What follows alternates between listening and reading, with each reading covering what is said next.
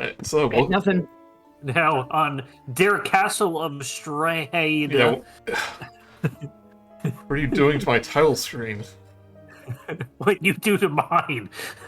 Yeah, but you know. Time honored tradition. Yeah. Every time we come in here, we add a little bit more. Oh, the little 2 dots above the A. It's an umlaut. Umlaut.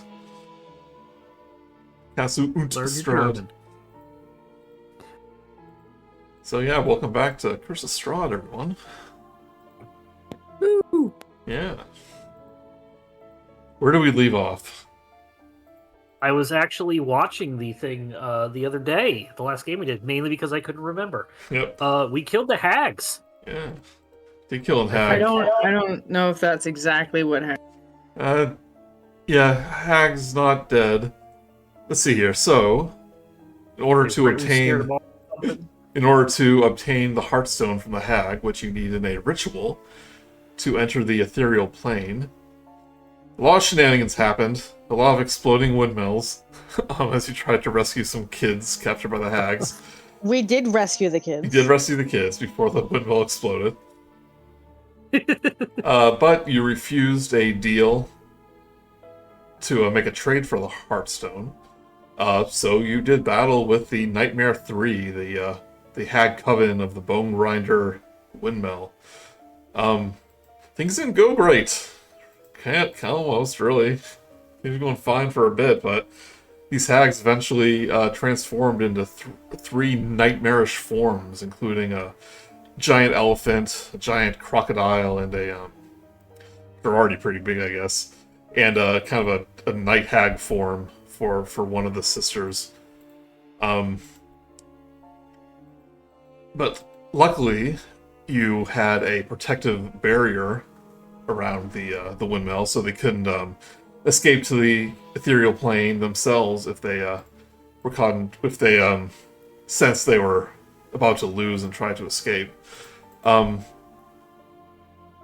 as they were on the losing side, they did try to use their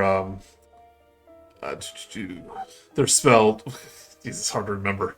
They tried to escape to the ethereal plane, found out the barrier was there, so they tried to dispel it, in which Victor Volakovich used the most epic counter charm in the entire universe to counter them, and then they wanted to talk. Let's see, what does my notes say? They basically agreed to, in exchange for not killing them, that they can give you the Heartstone and give you a secret about Strahd. I don't think I had what the secret is, but it was very cool. I can look at my other notes, see maybe what that is. But they agreed to lend you the Heartstone for 3 days, or 13 days, something like that, to do what you ever need to do. But in return, they gain access to your dreams. So if you don't return the Heartstone, they will destroy your ability to dream, thus your ability to take long rest. But only if you betray them, or you don't return the Heartstone in time. Got that, everyone? We'd never do that. Yeah.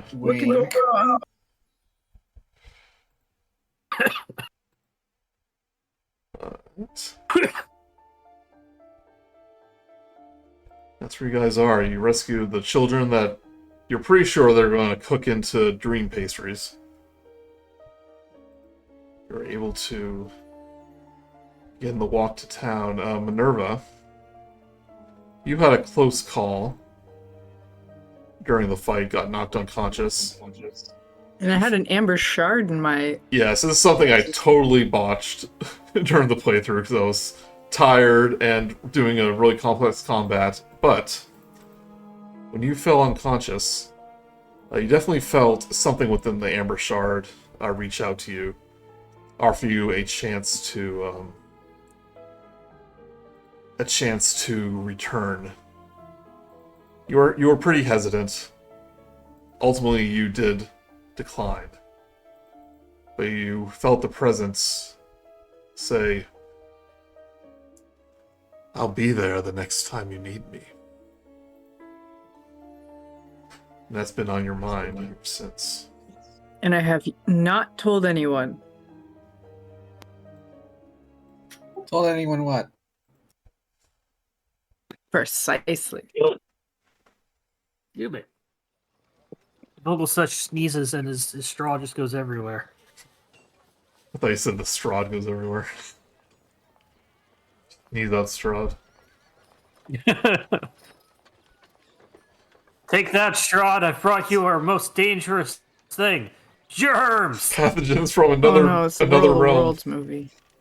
Pathogen from another world. You don't have the antibodies to protect against it.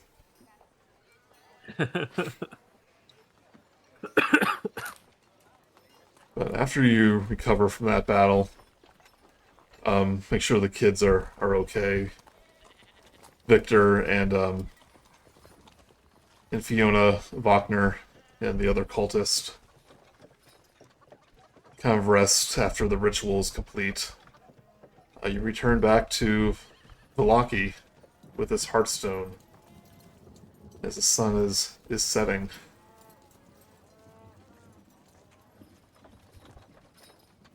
You can all gain a long rest.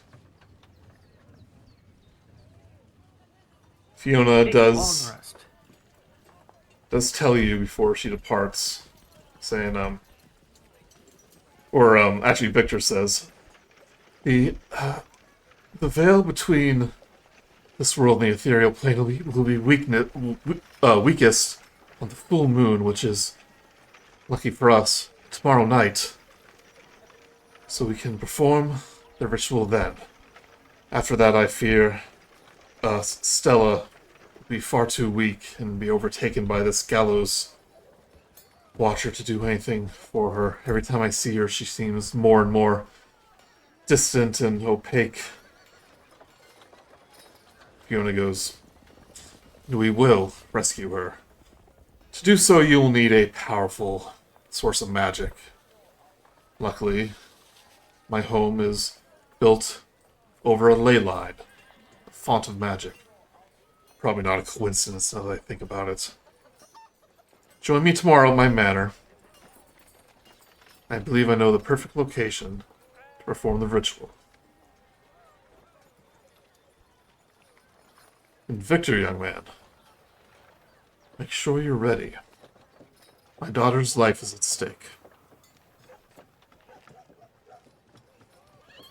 Victor nods.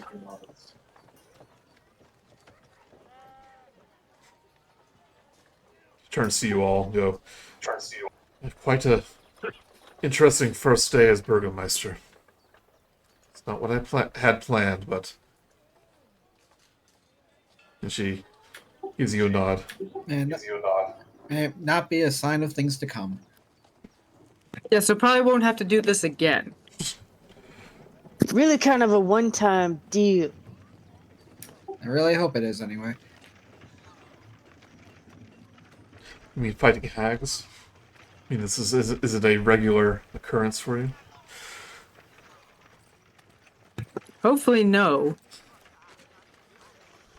As long as we get that stone back to them in time.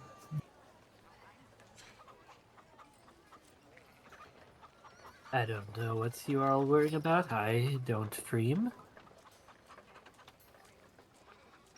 You're also not alive, Vogelsuch. It's hard not dreaming and being alive. I probably used to dream when I was alive. I wonder if I ever dreamed of scarecrows. Well, you do have one dream. The dream of finding who killed you. That is more of a necessity than a dream. You just I do have wish you it just was have one I could dreams wake over up from. every night. You have a dream of being killed, and you try to see who kills you, but his face is all covered in shadow. You just don't know. the Twilight Zone episode where I always have a dream about I'm being executed after a court case, and it's never ending. Ugh. And then your glasses break, and you can't read and what you're charged with. I like Twilight Zone. And something's on the wing of the courthouse. At least I can still read the large print books. I just looked at the pictures anyway.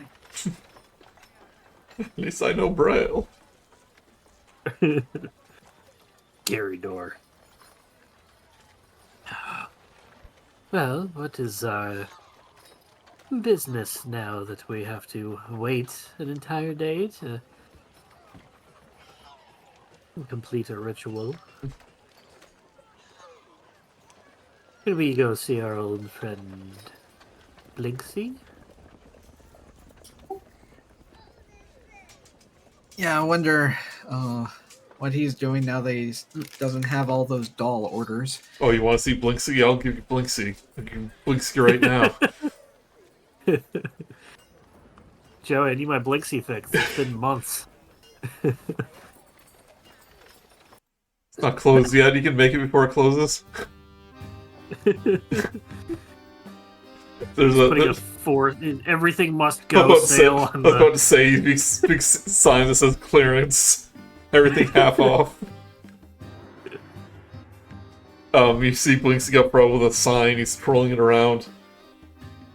There's like a Piccolo the monkey with a little sign. Even the monkey has a price tag on him. People are walking by. Everything's Blinksy. Everything. Wait, my name's Blinksky. Okay. Everything half off. Everything must go blink. Everything at Blinksky shop must go. Including Blinksky. Including Blinksky. I have 2 kidneys. You can have 1. I don't need all my organs. But he notices you. Oh, my friends! Oh, my only customers in weeks. Oh, you come to buy off? We have 50% off all spider-themed goods. We have the skeletons. Buy one get one free. No, buy 2 get 2 free. Buy 3 get 3 Are free. they real skeletons? Can I control them and tell them to do my bidding? Oh, Blinksky doesn't do grave robbing anymore. But there might be an opening in the future. But things are but things are falling on hard times for old Blinksky. Well, hopefully after this little shuffle, things will turn back around. I don't have any money, but I'm going to ask anyway, Joey. Do you think he has any common magic items? He has a toy shop, so no. Right. Okay. Well, I mean, depends, I guess. He has the magic of imagination. No, mostly he has, nothing really magical. Literally not magical, but they're magical in the sense of wonder and imagination. I'm hoping it's a little bit like Sardo from what was it? Are You Afraid of the Dark? Where he just sells like magic tricks and other stuff, and every so often he's got like a magic item that he has no idea. Yeah. Are you looking for the monkey with symbols? I have Blinksky has a mysterious puzzle cube. They say it houses an evil spirit inside. Ooh, it's a Rubik's cube. Yeah. Can you set it back to the normal setting where it's one color on each side? Oh yeah. If you promise to buy Blinksky, we'll do that right away. And he starts turning the side, and like he spends like a minute trying to do it. He goes, "Oh no, I swear I know how to do this." Well, we'll leave you to it then. And then kind of like looking at Vogelsuch like, could you please leave that poor man alone? Perhaps we should help? Well, I shall pay you 1 gold for your magic cube. Gold? Oh, deal! Shoves it in your face. It's like Linksy's eating ramen tonight. Yeah. Yeah, I have 2 gold. I will give him half of that Yeah. for Rubik's Cube. Legally distinct Rubik's Cube. Magic. It's only got 4 colors on each side.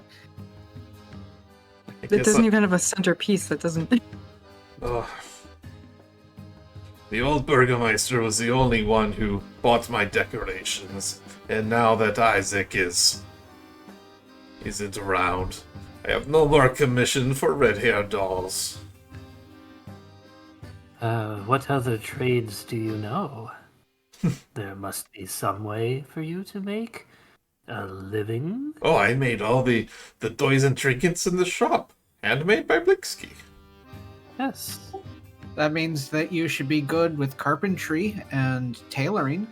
Oh yes, but you don't see the wonder in a child's eye when you normal carpentry, but when you give them a toy, that's what makes Bliksky happy.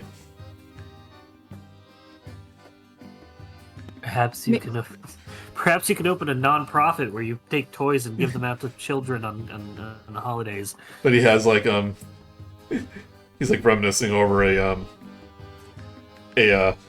shelf full of like wooden bobbleheads. You see one of a werewolf, one of a hag and a witch, and there's one bobblehead of Strahd. He like pokes at the head and it wobbles back and forth. Oh. Is that a voodoo doll? Oh no. It's just funny, his head bounces around. I do find movement somewhat. I call it Strahd Hilarious. Bobbledvich. I'm sure it sounds better in Barovian. Oh, are you interested in Strahd-based merchandise? No, I spent all of my extra money on the cube. He goes, he snaps his finger. Piccolo, give me the ventriloquist Strahd Bring it up, dummy. Joey. Oh, Or hear me? maybe me. Hello. We're all good. He snaps his finger. You hear me, Mark?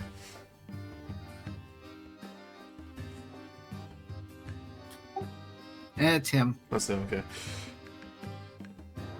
There we go, back. Oh, he snaps his finger. Nope, gone again. You're still here.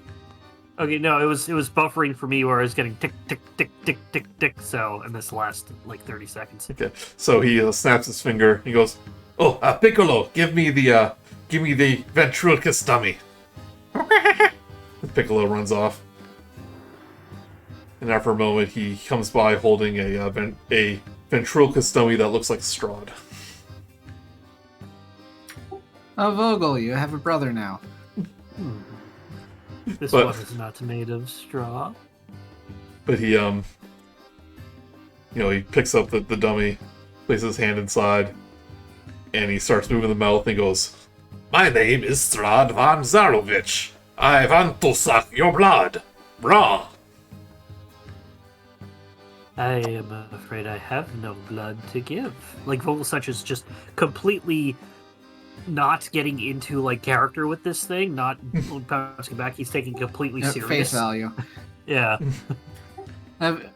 Very true to character. Nobody? No one wants one? I'm afraid we have no kids to give them to. 'Cause that's what kids want. Toys of Strahd.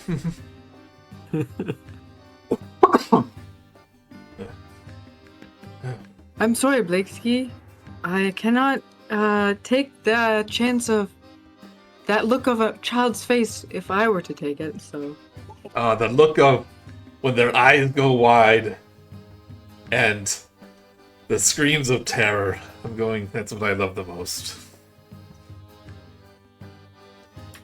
That checks out. How about a snow globe? And he picks up a glass globe with a little Castle Ravenloft on the cliff in it, and he turns it upside down, shakes it, and little like red flakes float around it, and he goes, "It's blood, get it? Because he's a vampire." So, it knows blood at his castle? Oh no, don't be silly. Okay, I shan't. Vogelsuch, it's called a metaphor. What's a metaphor? It's been saying something is... which one is it? Like as, that's simile. So it's using something else to describe something that you don't know about, so... the raining blood, it works with, like, his reign of terror and bloodshed. Metaphor. It's a deep on many levels. A metaphor is like a simile. But less related, so you will not use the words like or as when comparing. Poetry stuff, essentially. You understand Blinksky so well.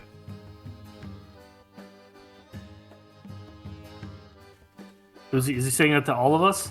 Yeah. There's too many layers to fully understand you. Oh, but thank you so much for the gold. This will help Blinksky get by before he finds a new line of work, because no one wants Blinksky's toys. Have you tried rebranding to Valaki Toys Incorporated? Bring it to the town. People come here to celebrate, and I guess that's what they were doing. Never mind, I have bad ideas. That's what they were doing, but the new Burgermeister shut it all down. Tomorrow would have been the festival, but not anymore. It is the feast of St. Andrews. Perhaps you can make little toys of food. Pretend food? Who would want pretend food? He's gonna come out with a line of those Play-Doh presses for like fast food Play-Doh toy sets. But they will be toxic. Yeah. And turn an awful gray color because you just mix them together. Yeah. That's the only color Blinksy has left. He can only afford The finest lead-based products, only from Blinksky. I think we should collect ourselves and... Yeah, you seem busy. Oh yes, many irons and fire here at Blinksky's. Blinksy's House of Fun.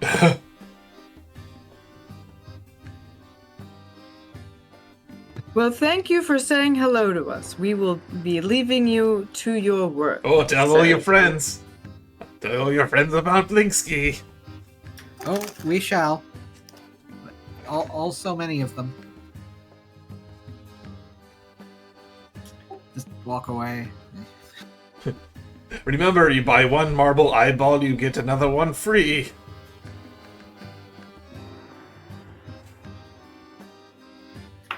Just don't have the heart to tell him. He has horrible choices and things. If I was a different character, I would put googly eyes on my weapons, but it's not Minerva. You say that. Now it's alive. I'm currently staring at 15 swords in the corner with ideas. You have so many swords. Well, what do you think we need for doing this,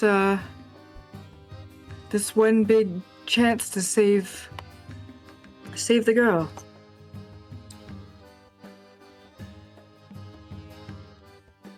I'm completely unaware if we've actually walked away from Blinsky's or if we're just having this conversation. I'm going to assume we walked away. Yeah. But, Yeah, so you do have some time prepared if you want. Do we need to get anything for it? Sorry, do we need to get anything for the ritual, or we just need to? We have some downtime before. There's some downtime. You just have to wait till the full moon, which is tomorrow. Tomorrow night. All we needed to get was the heart. And, Yeah. But if we want to gather anything for ourselves. Yeah, if you want to, I have prepared spell rules, so if you want to change out a spell, your spells on a long rest, I think that'll be useful. Yep, because I keep forgetting to do that. But also, I did find, I went back through my inventory. I have one potion of healing. That's good. Oh no, I used it up. It says 0. All right, never mind. I was like, oh, that would have been so good, but no, that's probably why I don't have it anymore. If I remember, I used it on me. And that's why you're still here. Do we have anything we can sell other than Arena's silver bracelet? Looking at my stuff, I apparently have like 2 extra suits of armor and 2 weapons. Yeah. You can sell that for half price at some of the local stores. But they'll be pretty cross, they're not actually buying anything. Oliver. Oh. I could probably, Their fault for not selling us something interesting. I got that battle axe. Well, it's not really gonna give me that much money, so. The one that was being held by the protector of the city a few days ago. Oh right. Just a normal battle axe, not even anything special. I think it's silvered. Oh right. Okay, I think we decided that we would. I have a normal great axe now, and my scythe is silver because my scythe is being treated as a great axe. So we just kept the mechanics, but Yeah. Did you use like one of my abilities as a like I could put it on there, or like how did that work? You basically pay for them to for silver to be melted over top a weapon kind of thing. Okay, cool. So I think you gave the +1 to VO. Oh, okay, thank you. That's what it was. right, you were originally doing something that I had, and then I didn't need it anymore, if I recall. Yeah, because your weapon became magical. That means you can't enchant. Right. You can't enchant it. So you the rapier's +1 now. Yeah. And I think I got the rapier from the armory because it's silvered. Yeah. They basically gave you a number of silvered weapons. Yeah. Irina did say that bracelet has no sentimental value. You can sell it. Joey really wants us to sell this bracelet. It's probably going to be very sentimental value on it. It's going to be very important at the very last battle, I bet. It's like a game changing, like Deus Ex Machina. It's the Space Quest 6 fish. Bud will know what I mean. Maybe Joey as well. It's like a potion. We can't use it until the final battle. There was a running joke in Acquisitions Incorporated, the C team, where really early on they got a jar of eyeballs for whatever reason, and one of the characters held on to it and refused to get rid of it, and so it always came up. It's like, no, this jar of eyeballs is gonna, save the world somehow. Mark's a centaur with that key of his. Oh god, yeah. So, is there anything else we want to do during? I'm just looking at my magic spells right now to see if there's anything to switch in. Yeah. Bit of a refresher. I remember last session you were like, oh yeah, I have like other things I could do instead of just guiding bolts and whatever. Yeah. Triple shot thing with the fire. Oh yeah. I've got some scale mail that I can sell and should get us 25 gold. Ooh. Might be enough for another potion of healing or something. You notice the next day that a lot of the refugees who are kind of making camp in the center of town, and the 2 children who are reunited with their father, who is looking much better after kind of being off the dream pastries for a little bit. But some of them are being moved to abandoned houses around town. That's good. So they're just not all in the center of town.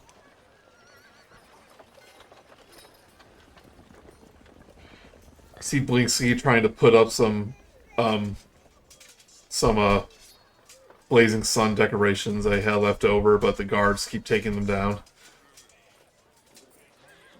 Saying, we don't do festivals anymore. It's like, oh, but they look so pretty. Just let me put them up. It's like, no, Blinksy, no. He chases them off.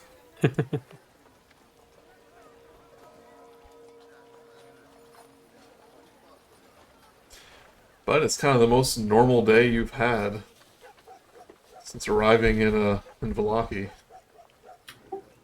Nobody asking us to do anything. Nobody trying to kill us. There's no one posing half-demon people with monster hands, patrolling town, knocking people over. No hags peddling dream pastries.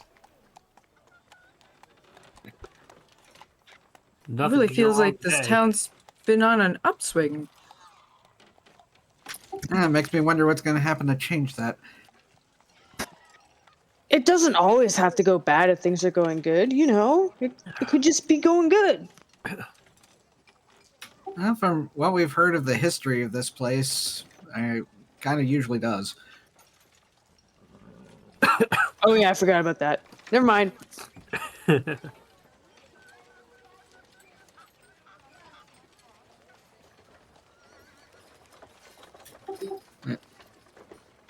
Do we have any options of potion makers or anybody in town?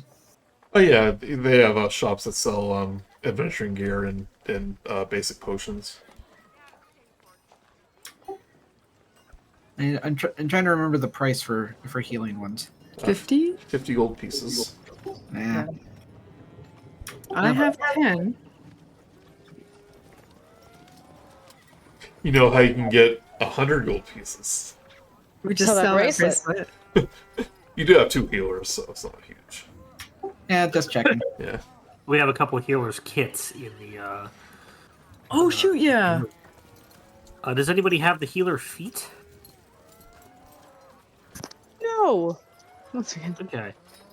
I don't think so. Yeah, the healer feat. So the healer kits basically are a automatic stabilization for anybody who is down. Yeah. Oh, is it something the dead? No, it's just it basically stabilizes. You pass a medicine check to stabilize somebody who's down. But Yeah, so if you have the healer feat, you can basically heal somebody, each character, once a day. Yeah, so when you get knocked unconscious, you have to roll death saving throws. Yeah. If you have a healer's kit and you pass a D10 check, a medicine check, then they automatically stabilize. They're not conscious, but they're not rolling death saves anymore. Oh, okay. Yeah. If you have the healer kit, I guess it can, the healer feat, I guess it can heal you a little bit too. Yeah. We don't have that. I've only got the 2 normal kind of feet. You can get a feat next level. Whenever that is. Whenever that'll be. Maybe if we killed some hags, we would have already been there. But anyways. But today is the Feast of St. Andrel. It's a big deal in this town. And thanks to your efforts, they were able to form the Hallow spell in the morning to protect the church once again. And I practically, do feel very good about what we did, because that was nice. and practically the whole town gathers for the service, and even more people now with the refugees. There's a lot of people standing to the back and the side. You see that the stained glass window has been boarded up. You do see Milojov and the young altar boy, I forget his name, but you do see Hendrik Vandervoot, the one that convinced Milojov to steal the bones. He's there too. He kind of gives you a nervous nod, but he seems in better spirits. If you remember, one of the brides of Strahd convinced him to help steal the bones. Wasn't she essentially like, do this or I'll kill you? Yeah, more or less. Coward. She smuggled in a couple vampire spawns into his house. He convinced Milojov to steal the bones. She was gonna basically slaughter everyone during this service, but you can help prevent that. Did you see Irina? She gives you a smile and a wave.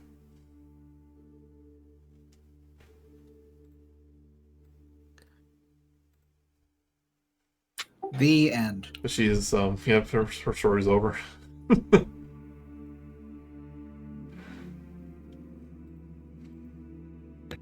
Well, I guess, I guess I would go to the service if nothing else was happening, because I can't think of things to do. Because we're already at the service, just there until it ends, and then I guess meet up at the tavern afterwards? That's kind of enjoy the free day that we finally have. Yep. And we get to have a little bit of a flashback episode and see all the things we actually succeeded at. Yeah, but Father Lucian gives a servant different parables about the Morning Lord. Or the, is the Morning Lord here? Yes, Morning Lord here. Yeah, I believe so.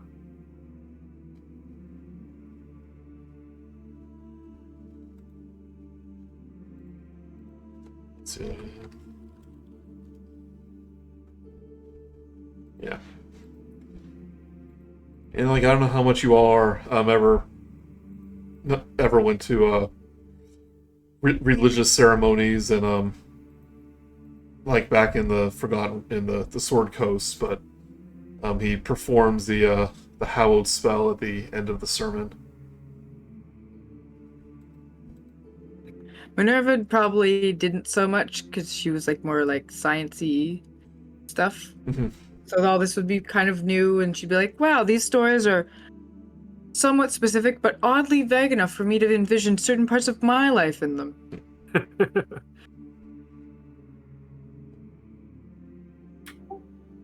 What part did they say Mazel Tov?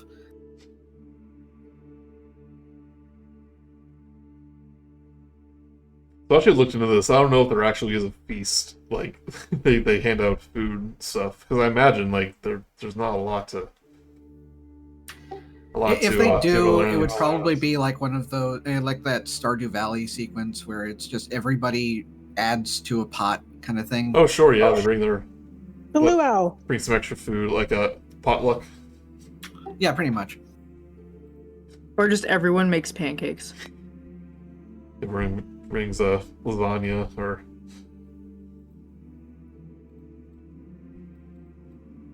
Oh, what's the one with eggplants instead of noodles? Yeah. That one person that brings the meatballs.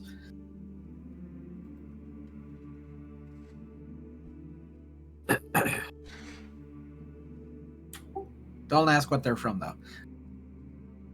Wolf meatballs. Wolf balls.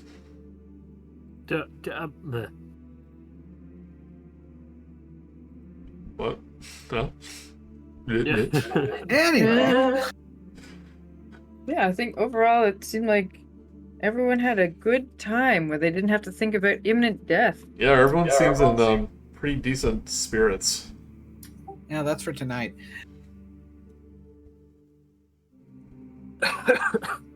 Both death and spirits.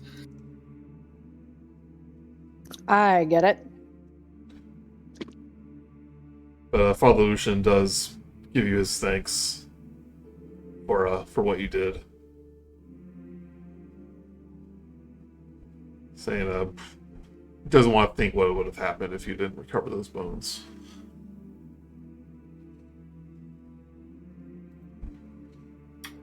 A very different ceremony. Yeah. I'm very happy that we were able to help and that people are able to have one day of respite out of all of the terrible things that have been happening.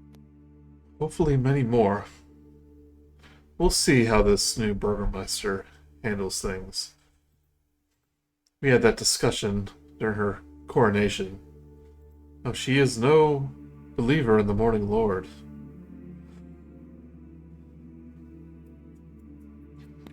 Well, hopefully she can tolerate other beliefs.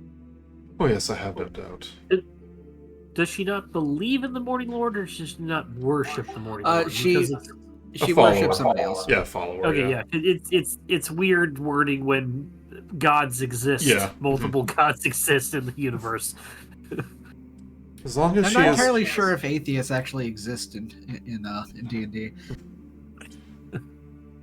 she was a follower of Mother Night, then I would have cause for concern. If I remember right, she's a follower of the one for the fog.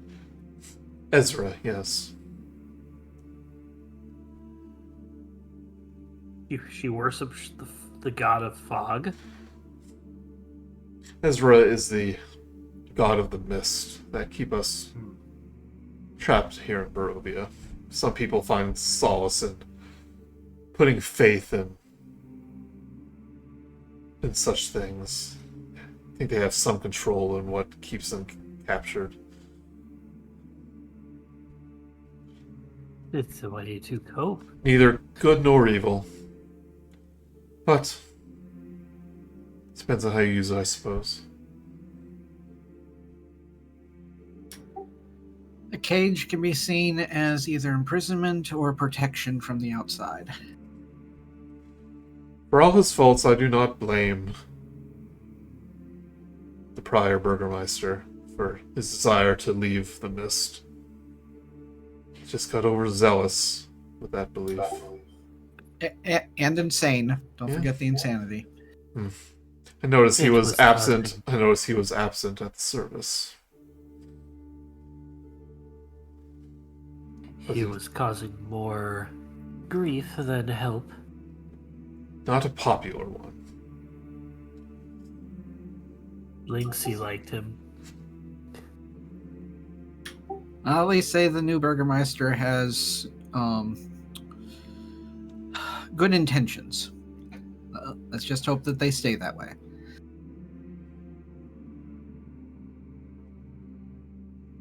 Of that, I have no doubt.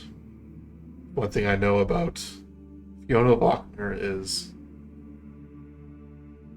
she is a loving mother and cares very deeply for her town, even if others don't share the same views about her.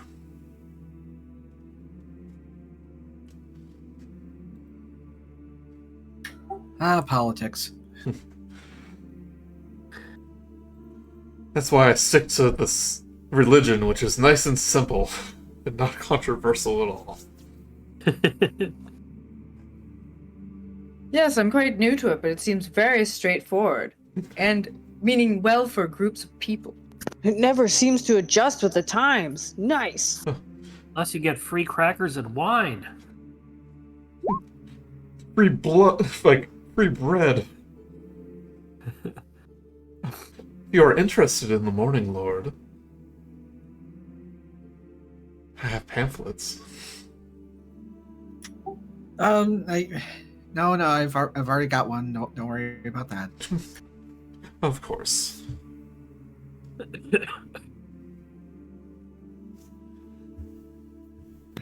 Wait, Bun, didn't you play a character that was a dwarf? Yes. Okay, yeah.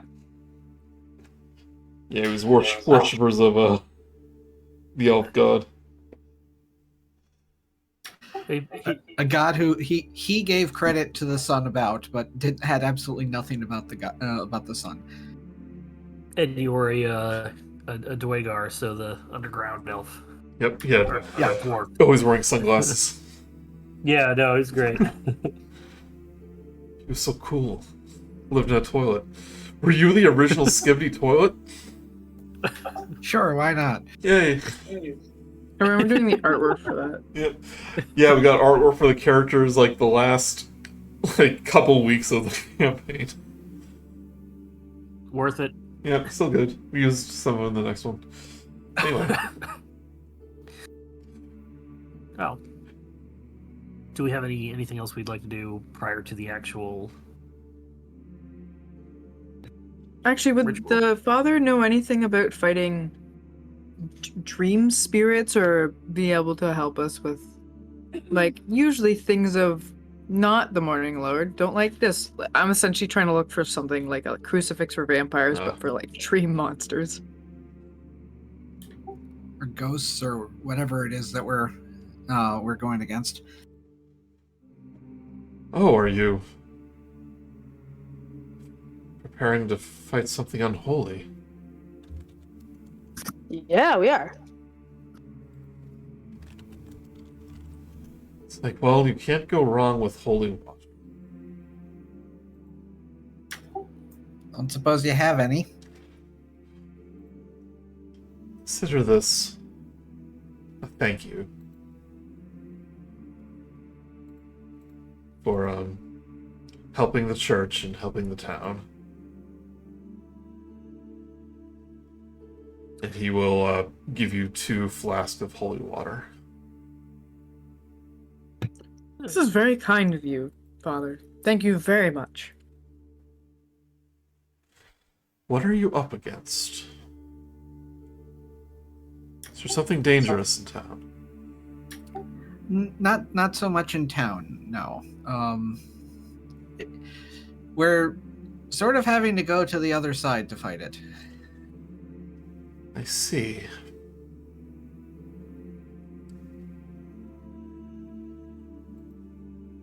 Is there any way I can be of assistance?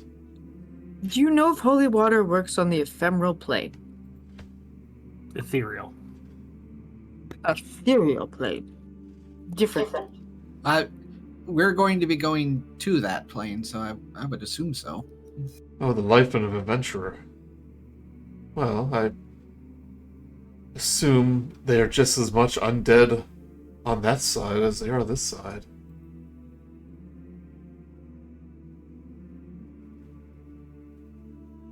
Well, that does make things a lot simpler. And if it doesn't, maybe it doesn't like getting wet. Who does? Yes. Who does? Like, if you kind of soak for a bit, it's kind of nice. But if it's only a little bit of water, it's just really annoying. And then you're just cold. Uncomfortable.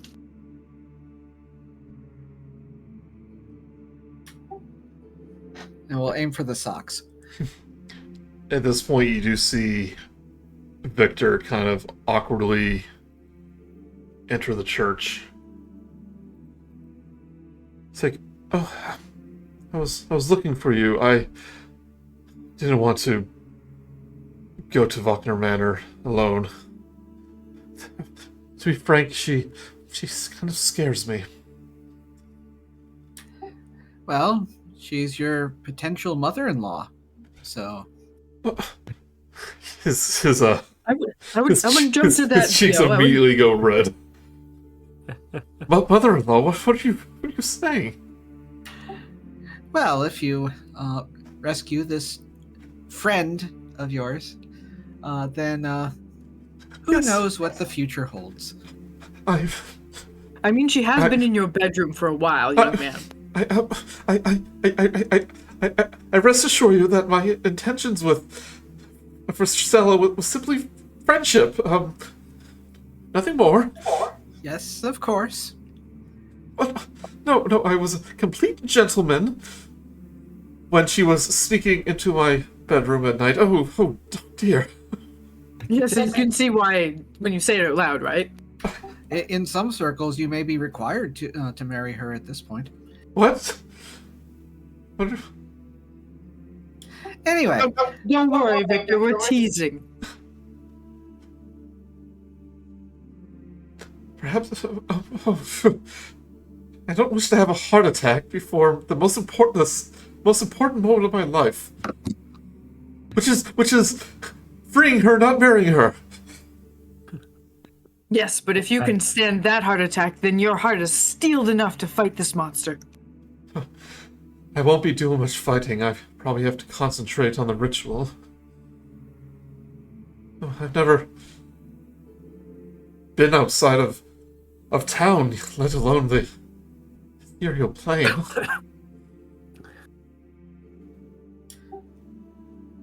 Well, you did well with the hags, so don't worry. Just do that again. It was quite cool, wasn't it? Right when they were about to cast that spell, I yelled proudly into the night, "Counter spell!" You did? Yeah. Did I look And it cool? worked. Did I look cool? I was looking at the transformed hags. I'm sorry, but I did notice the side effects. And some of you were unconscious. My bad, Yes. sorry.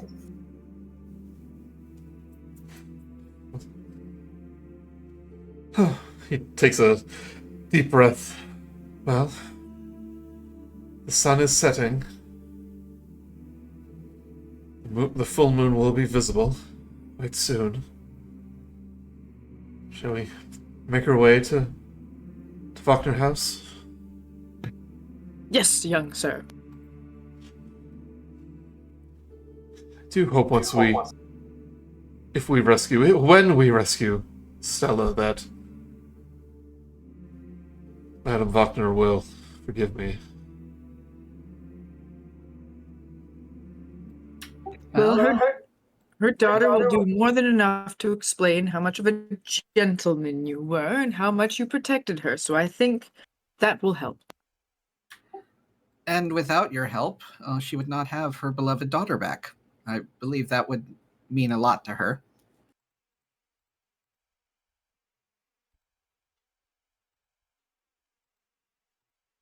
I forgot about the red. Yeah, why is that there? Because the artwork is different than the description in the book. I think. Did it say the roof was red? Yeah, I think so.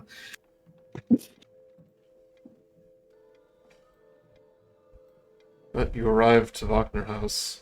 Front door this time. And, Lady Wagner is there, waiting for you. Trying to keep a calm look about her, but you can tell she's anxious. But she says, "I didn't tell my boys about what was about to happen. I didn't want to get their hopes up. And to think that Stella's body is upstairs, like lifeless and void, and her soul is somewhere beyond. I had to undo the protections around the house once again, so she can enter." Then we shouldn't take too much time, then. She gives a nod to Victor, and she says, "Young Master Volakovich." Ma'am, I assume you are prepared for what you have to do. It's like, oh yes, I've studied the diagram on which I have to perform the ritual. I have the Heartstone, and he reaches into a pocket and produces the jagged stone. And if you said that your basement is connected to a ley line, this should be plenty of arcane power to do the spell. But if I have my calculations correct, and he starts to ramble on a little bit, he goes, "Oh, my dear boy, be calm. I trust you." "Oh, yes, ma'am."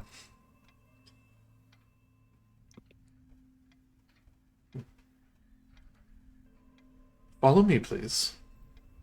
And she invites you inside.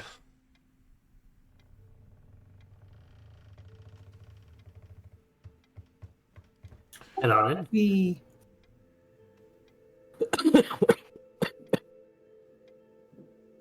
You okay? Yeah, good.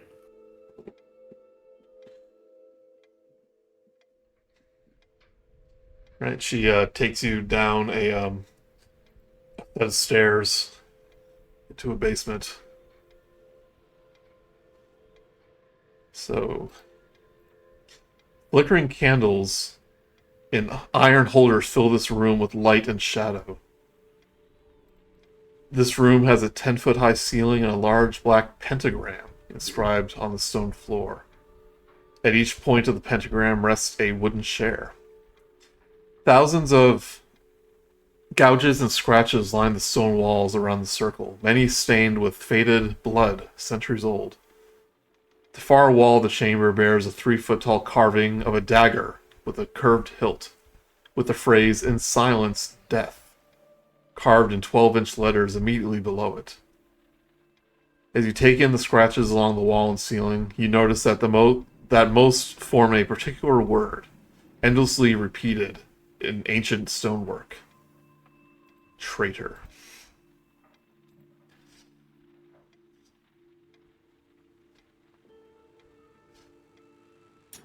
What lovely decor.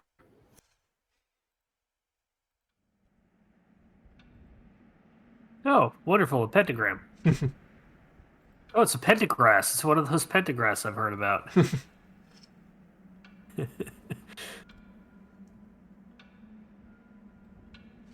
He goes, Vogelsuch keeps looking over his shoulder. I was like, I swear, I keep seeing Romaia. And she's gone.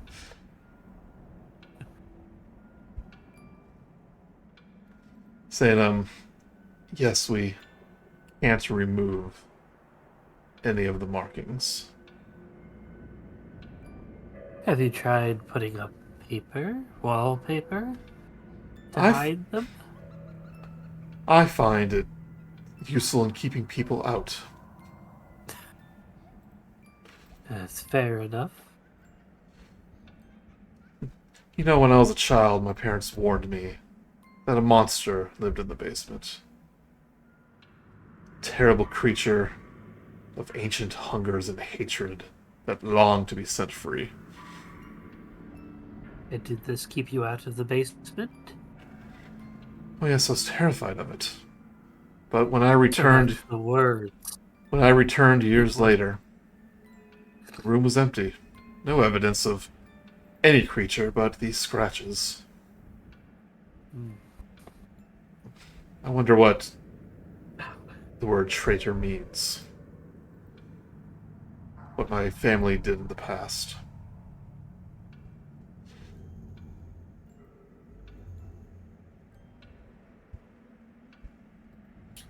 Oh, that's for later. Actually, don't remember if it's known why. Well, Spate.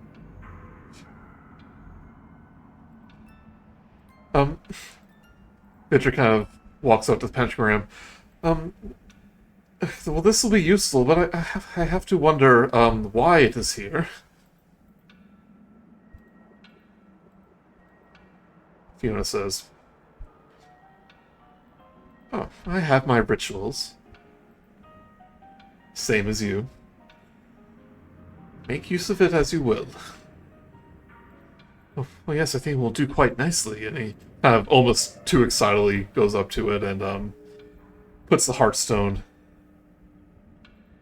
in the middle of the circle.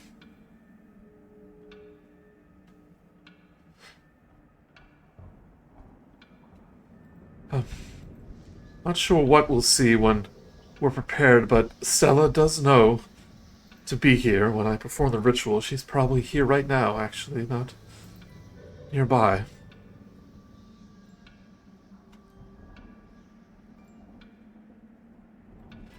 Fiona, well, he gestures to all of you. If you will, I'll step into the circle.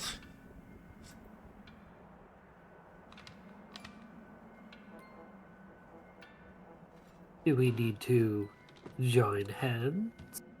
Oh, if you like, I don't. Nothing wrong can come from this. I don't want to. I'm not. Dibs not on Vogelsuch's hands. Minerva, if you want to summon your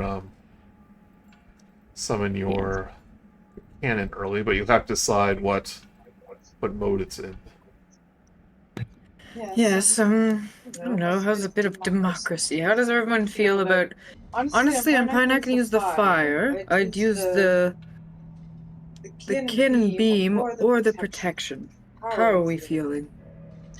Protection. Although if we're in the ethereal plane, I don't know what horrible creatures might find us. Beam it is. I think beam will be good. Yeah. Tired but true. Cannonball. The best defense. Offense. With a laser cannon that shoots the sheer force. It's one of the first things I made in here since I came to Barovia. And it's been one of my best. Are you planning on shooting it directly at Strahd himself? I mean, if it comes to it, but it's not like I think about that All the time. just before I go to sleep every night. Have you considered making a bigger one? I've been trying to, but there's a problem with scale. I don't have enough parts, but as soon as I can, I will make a larger one. I'm sure we can find you enough scales. But Lady Wagner will set set. large reduce on the cannon. Lady Wagner will step into the circle. And Victor goes, Lady Wagner, are you sure you want to come with us? And she kind of snaps. It's my daughter that we're saving. Of course I'm going. Oh, of course, yes. Everybody ready? Are you prepared to witness the ethereal plane, Lady Wagner? Vactor. I have glimpsed more than you know. So, the ethereal plane won't be that different. He does not press further. Takes that at face value, no matter truth or not. Ask me about my backstory. But, young Master Vakalovich, I believe we're ready. So, Victor stands just inside the edge of the runic circle, his head bowed as he reads aloud from the old tome that floats before him.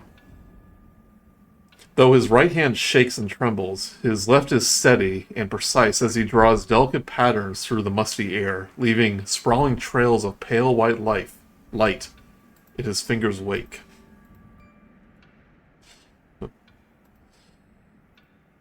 He begins to chant under his breath, slowly at first, then slowly rising in volume and speed. At the center of the circle, the hag's heartstone seems to hum with a subsonic energy that you feel rather than hear. Suddenly you feel it, a deep shudder of the world beneath your feet, as the stone floor as if the stone floor had momentarily rippled like quicksilver. A thin white light, molted with black inky shadow, begins to shine forth from the cracks between the cobblestones, pulsing as if beating in time to a deep, distant heart. The heartstone trembles, then snaps to a perfect, unnatural angle, perfectly perpendicular to the ground below. Its obsidian sheen is replaced by a spectral luminescence that flickers in rhythm with the words of the ritual. Victor's voice grows louder, stronger, ringing clearly through the air as the world seems quiet all around him. The air bending closer as if to listen. The heartstone begins to lift into the air, its surface flashing with a brilliant pearlescence.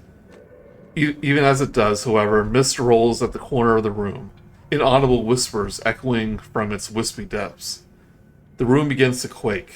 The brightness beneath the stone floor flickers between shadow and light. Suddenly, a dark shadow flashes across the wall, a wispy, humanoid shape. It is tall, gaunt, and hooded, its limbs unnaturally long as it reaches its dark claws out towards the circle. Sweat beads across Victor's forehead as his voice quivers, nearly slipping. But he continues to read, his left hand a blur of motion and light as the ritual reaches a crescendoing peak. Victor's voice cuts through the air, uttering a final triumphant syllable. The clawed shadow vanishes, and just as the arcane power in the air surges. The next moment is not so much a step as a lurch, a sensation like being jerked forward by your navel. Your vision warps as if you've been plunged underwater, and you can feel your form shifting and rising into the air, like drifting into a dream. And then the distortion ends, as the world settles back into place. The chamber around you remains, but as now seems ethereal, faded, and near translucent. The air around you feels thinner, almost intangible. Clouds of silver-gray mist hang like veils in every direction.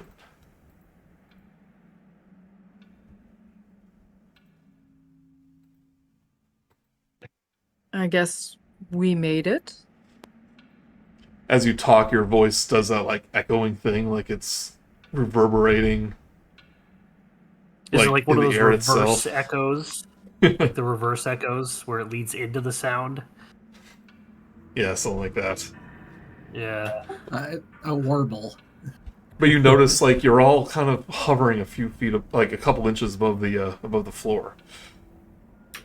Huh.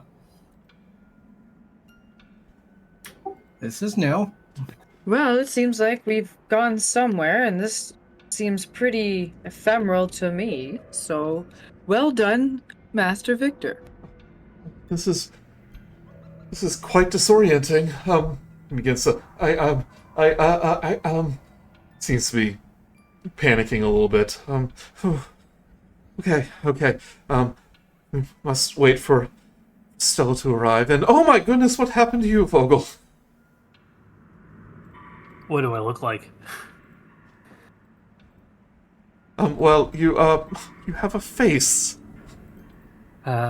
Wait, what does Vogelsuch look like? Yeah, I was asking the DM that, but I take out a steel mirror that I have. I'm more perplexed that he has a steel mirror versus whatever's happening with his face right now. You see, where your burlap sack once was, there is a very gaunt-looking, but a human face nonetheless.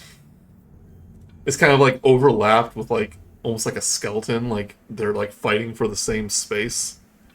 Yeah. Has anybody played the game Atmosphere? No? No, in a long time ago.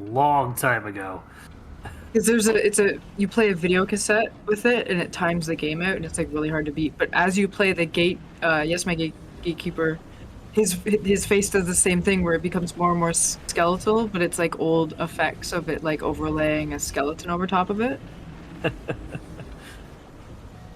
The ethereal plane is actually just bowling alley 3 CGI cartoons.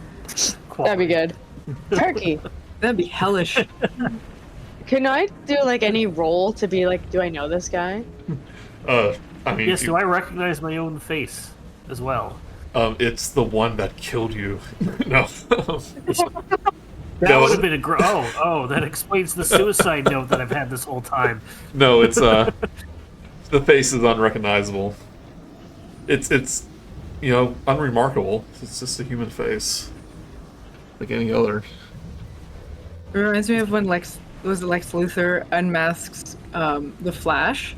He's like, oh, finally know who he is. And he's like, I have no idea who this person is. It's just a guy, yeah. It's like, who are you? Oh, man. But as you're all gawking over Vogelsuch's face, a figure descends from the ceiling. Kill it. As you see the ghostly form of Stella Wagner. The young lady who you saw in the mirror. She reaches the ground and goes, Victor! First time you hear her speak, and she kind of runs/floats towards him and tries to embrace him. but her hands go straight through his body. Oh, I thought I could usually manipulate things. Stella. Is he like, oh, okay, go ahead. He's looking very awkward.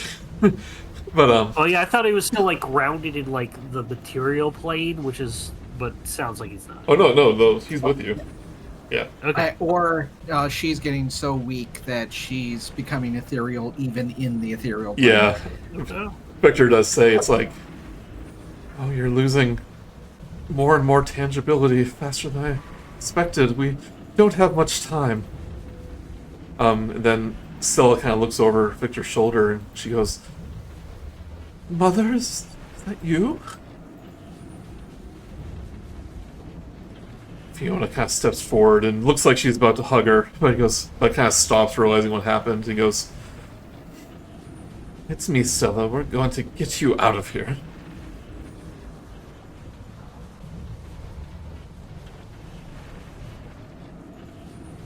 And Victor goes up. Yes, I must prepare the return journey. That's perform another complex ritual. It's going to take several minutes to perform. I need to concentrate. Stella, I promise we'll get you out. It's like, I know you will, Victor. And she turns to you all. You must be the heroes. My name's Stella. We haven't properly been introduced. Perhaps our introduction should wait until we are all safe and sound. Oh, yes. Are you the one who killed? Excuse me? Like everyone just like snaps over to Vogelsuch. I know. Cut it out. Yeah, no. You see Inara Victor. charges the cannon. You see Victor preparing, like, making alterations to the runes on the floor. Says, okay, do this one and that one. Okay, I believe that this is it. And he kind of, you hear it's like some of the one of the chairs in the room kind of knocks over. Like the ghostly chair. He goes, I don't think we're alone. Saying, is it the speaker, the Gallows speaker? Prepare yourself, everyone. But you hear another voice say, No, I mean you no harm. Is it a familiar voice? Is it the chair? Is it Blakesy? It's gotta be Blakesy. It's the dad of the guy. But you see the spirit of a young man kind of materialize. And Stella goes, Aramis! I didn't think you would be here. She kind of floats over to him. Everyone, this is Aramis. Aramis van Richten. We can't see him. There's nobody there. What? No, he's right here. No, well, Joey, there's nobody there. I don't know if you know that on purpose or not. Can't see the token. There's no icon. Yeah. Yeah, no token. Try to keep it in character. Yes, very nice to meet you, imaginary friends. No. Oh, there. Oh, there it is. Okay, yep, got it. There we go. Okay, those are. Okay, so the sun. Yeah. That's what I meant. Yeah. Before you stands the ghostly spirit of a young man, his hair wispy and wild, with 2 red marks on his neck.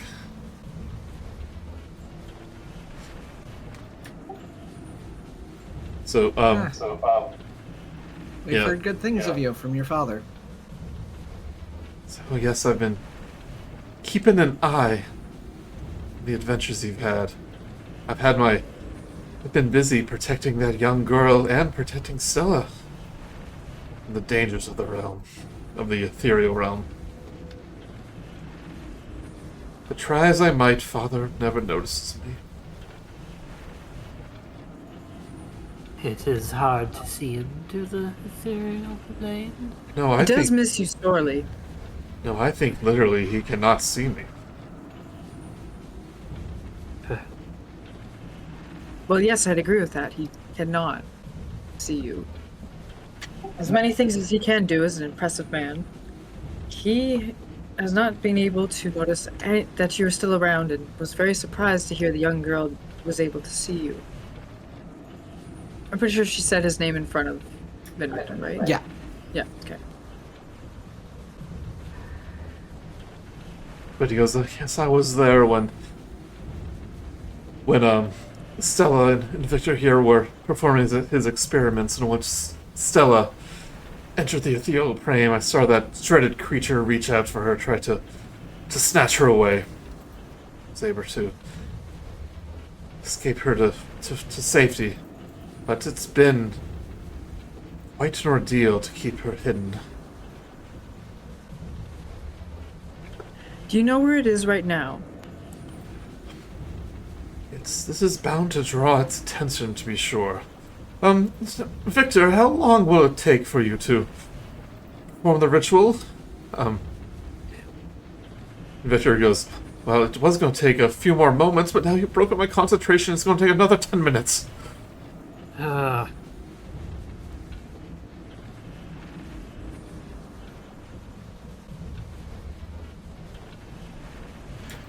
Oh, grand.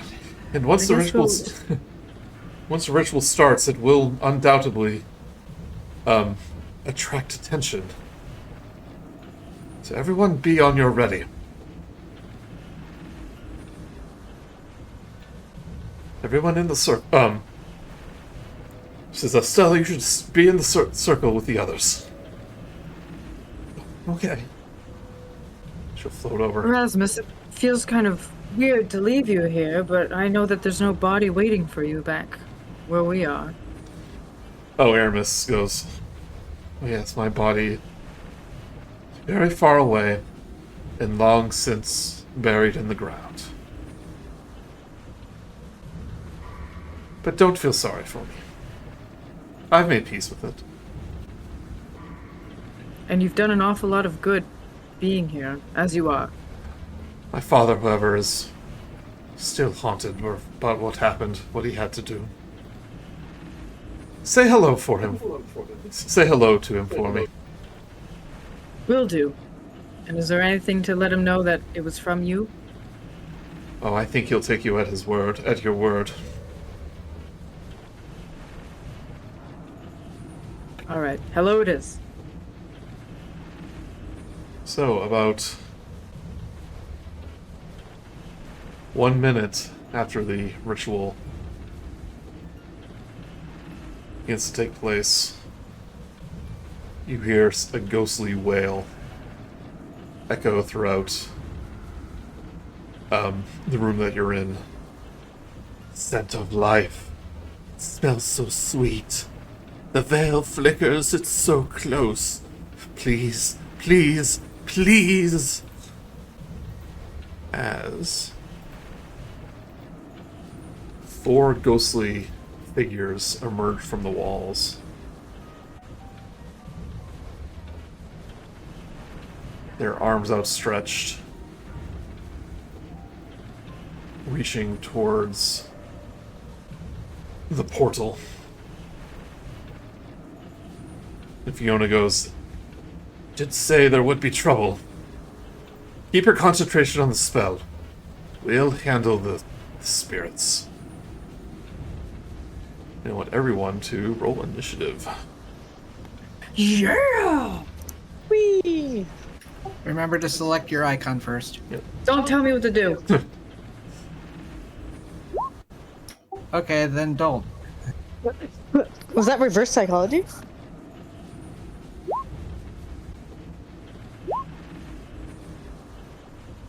And it worked. Yay! Yeah, Minerva very thrown off by the ghosts, apparently.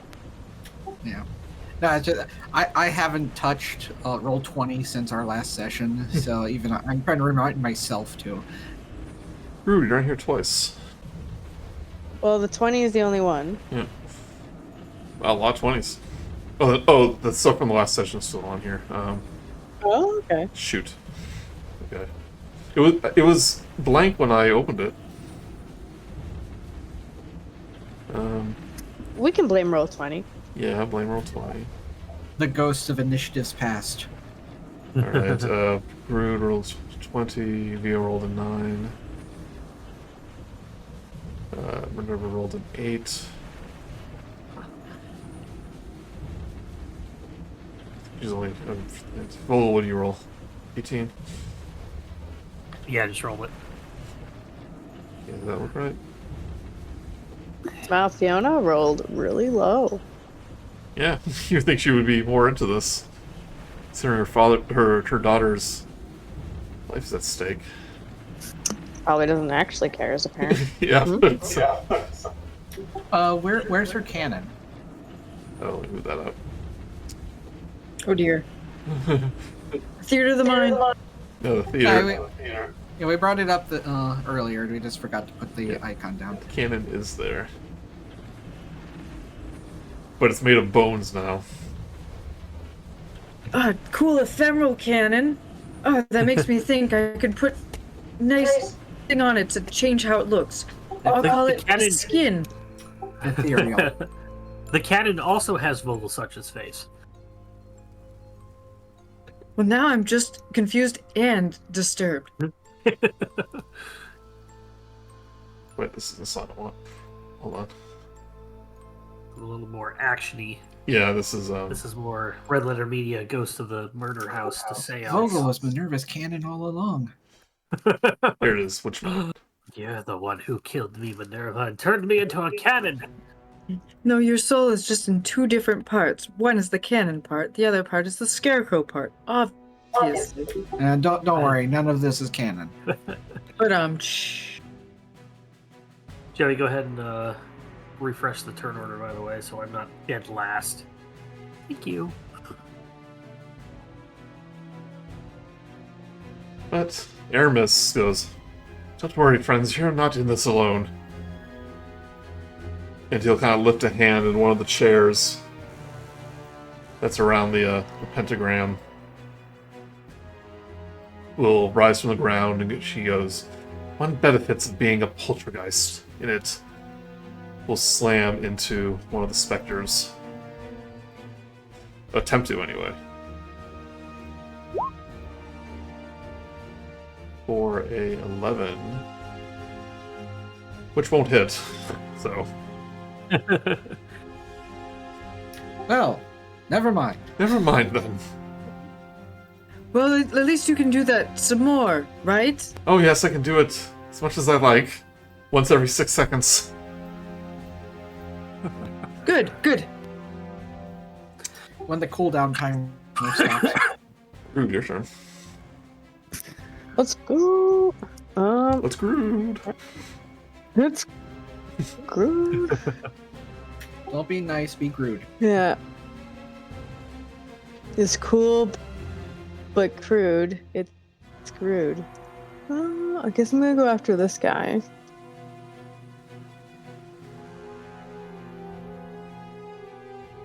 Yeah, as much as I was like, hey, I have more than just Guiding Bolt, I'm gonna use Guiding Bolt.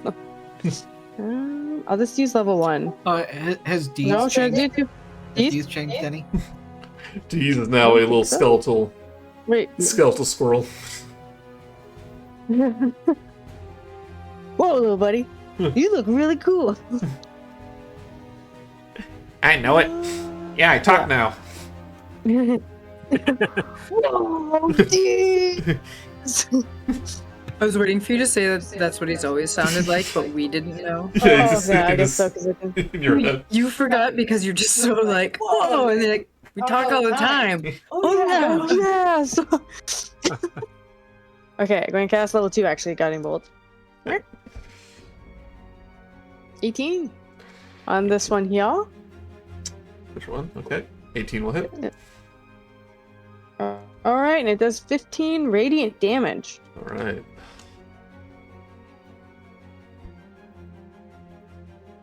Now to choose. 15? Alright. And then I'm going to do a bonus action of a starry form for my animal form. Alright.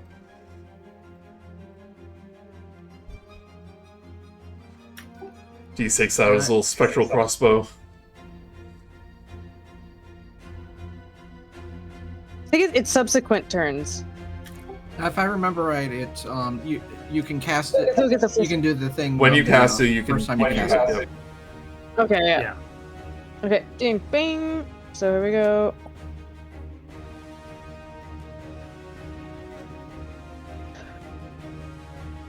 Oh, crit, nice.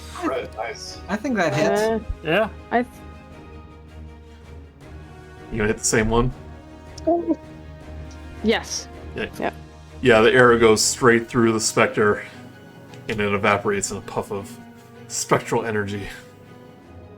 This is the first time Grude's like hit someone and actually done enough damage to like get rid of them, even if they are a small creature. This is the first time it's happened the whole time we've been here. So pumped.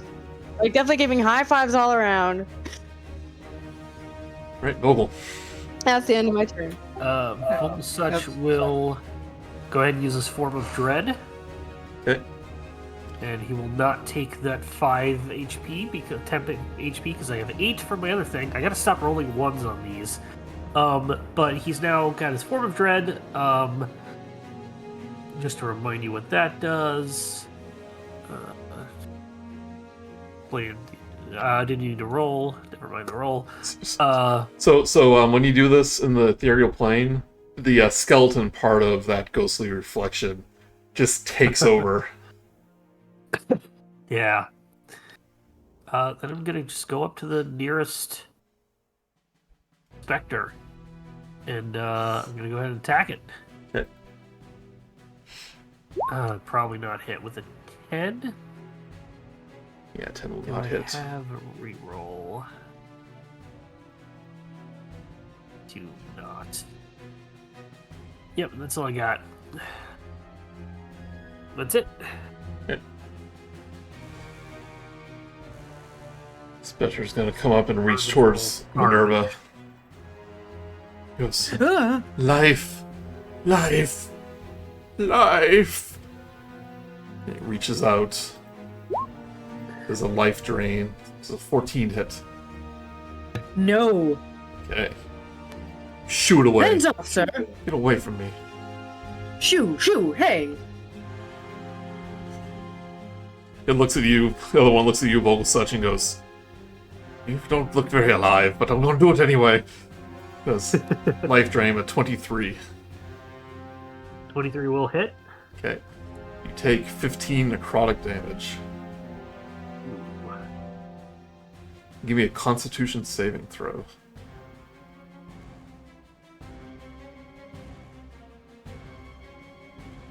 Uh, 21. 21. Yeah, maybe the fact that you have no life to give. You are fine. Right, Vio. Ominous.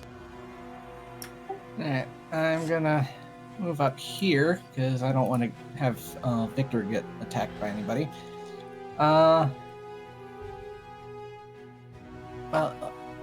Yeah, and I'm gonna go for it with my rapier. Okay.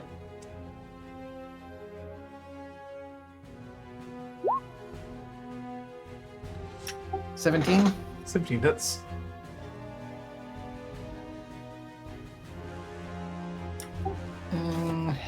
Should I? Yeah, I'm also going to use a blade flourish as well, just to note. Okay. But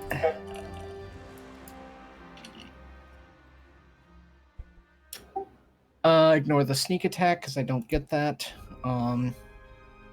So Did you put a level 12 piercing. Did you put a level in No. Rogue? Yes. Oh, didn't know that. Well, it has been a while. I mean, I literally I didn't know that.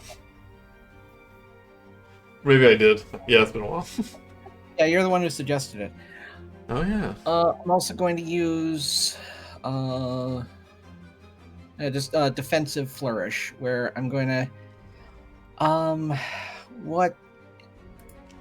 Bardic Inspiration is D6, right? Yeah. Okay, so I basically do an extra D6 of damage, and increase my my AC afterwards. I'm moving this because the health is like outside of the the map, so I can't really change it without doing that. All right. No worries. And extra 4 damage. And yeah. Okay. Minerva. Minerva! Let's get on my nerves. Alright. So, oh.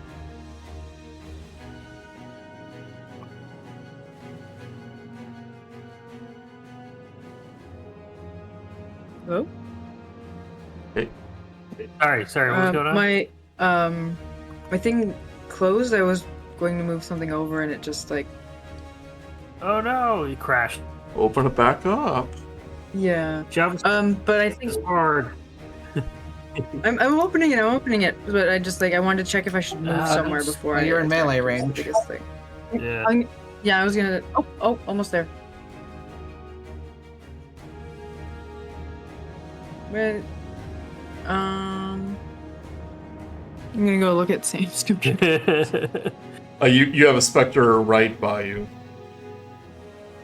Yeah, I want to. Can somebody move me back closer to Iramis? Will that be a thing of opportunity? Only You if get she it. steps Oh. right next You'll to get an attack yours. of opportunity. Yeah.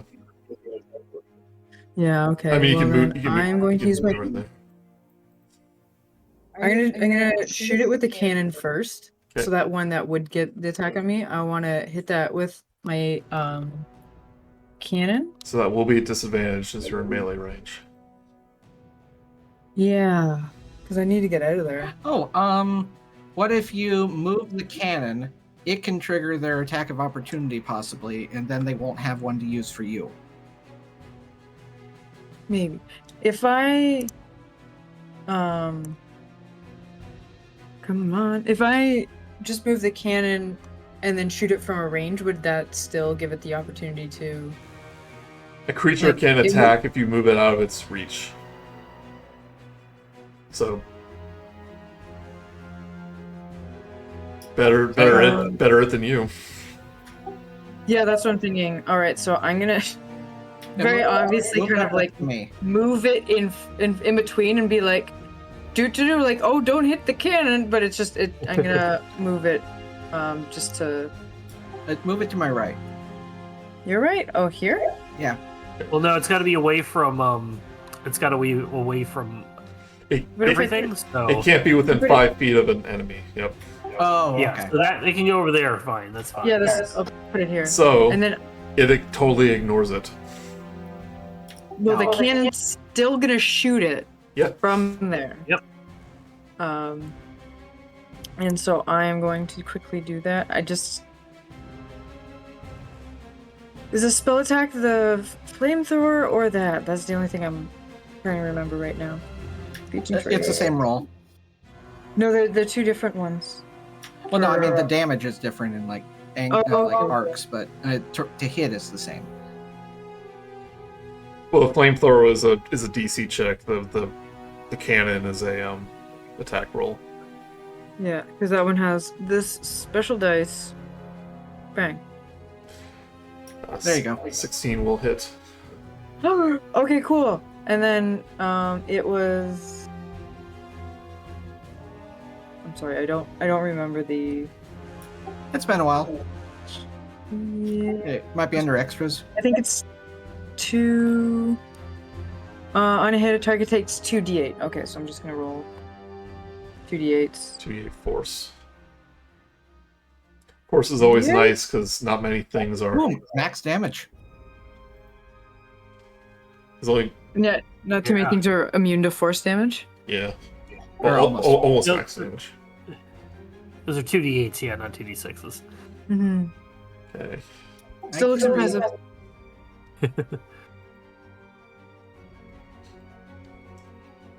Oh yeah, Minerva's attack. And because I kept forgetting this last time we're doing it, but I have cantrips, and I'm gonna use the firebolt on it. You will have to attack at disadvantage. So right click on it, select disadvantage before you attack. Here we go. Here we go. That's still good. Yeah. Did 2 dice rolls? It only. Yeah. How do you know? Wait. Because I Yeah, did that's set it to it, intelligent. but I don't know if it worked. Well, did you see 2 dice roll when you did it? No, I have my animation turned off because it. Okay. Well, like I will trust you. 1d20 equal 14 plus. No, I don't think it did because it usually says something when you. Yeah, there's not enough math, so I'll just roll it again and do Yeah. a manual. Well, the 9 will miss. Okay. Thanks, Mark. You're welcome. Right, do a life drain against VO. He wasn't using it anyway. You have lived a long time and I want it. 7 will miss. Yes. They don't want them that bad. They only wanted Vogelsuch. I'm the easiest to channel through because I'm their physiology. See,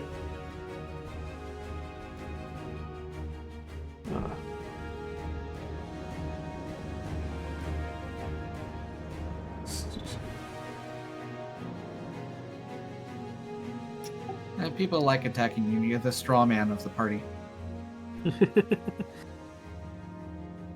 Stella in the center, so she's protected. But yeah, Fiona will go, stay back, dear. Mother's got this. She will cast spiritual weapon.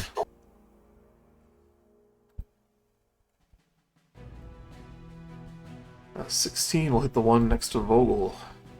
4 damage.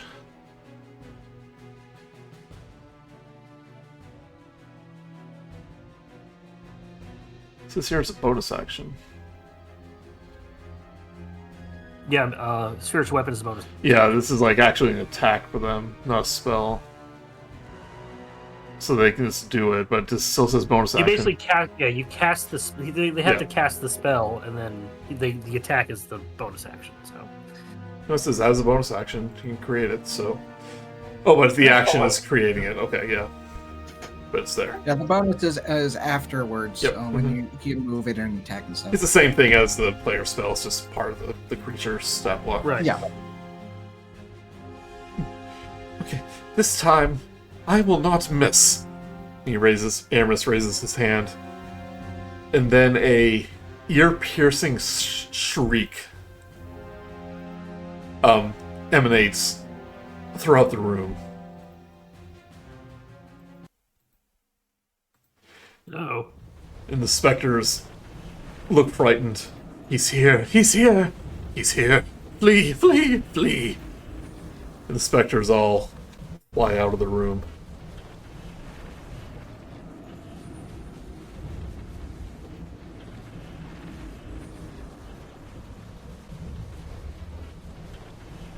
A chill wind rushes in, carrying with it a unmistakable pallor of death and despair. A low, rattling breath rumbles throughout the air, and a mere feet before you, a figure begins to coalesce in the air above, its form writhing and shifting from the ethereal mist. This is what you see.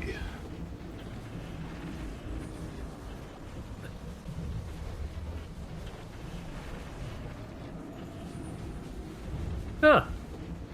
Oh That's darn! nice. You found such great art for this. High five. Well, the person who did the Reloaded guide, I think this person just did it.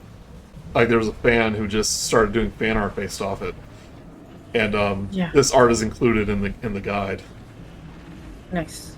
So So it is a really beat. nice because Yeah, this is definitely an original piece of art. It is a being of bone and tattered robes. Its face is a skull that betrays neither emotion nor mercy. Dark, vacant eye sockets stare out into nothingness, its skeletal, claw-tipped hands flexing as it glides silently through the air. The same clawed hands, you realize, as the dark shadow that appeared as you entered the ethereal plane.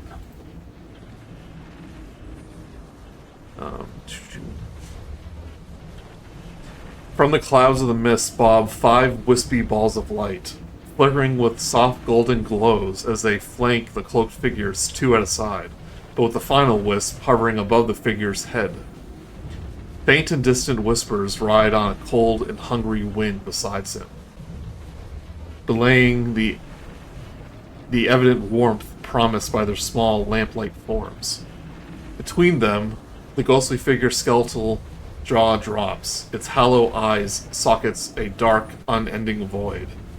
When it speaks, its hateful voice reverberates throughout the ethereal plane, the sound cutting through the mist like the grinding of bone against bone.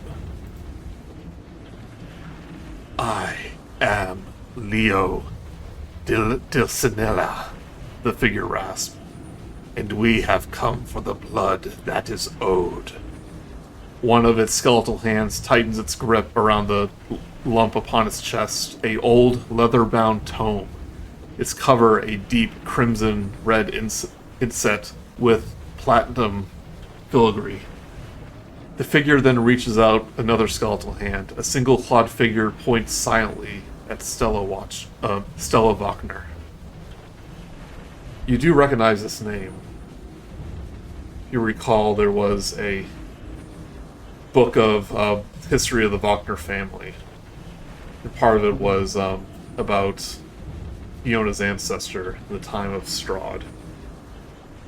And Leo... This is a hard name to pronounce, sorry. I think he was also part of the story the elf told us. Leo Dilisna. It was actually also a relative of Wagner long ago. But Stella looks frightened and she goes, "That's what's been hunting me." And the speaker glides up. "Move aside and give me what I'm owed."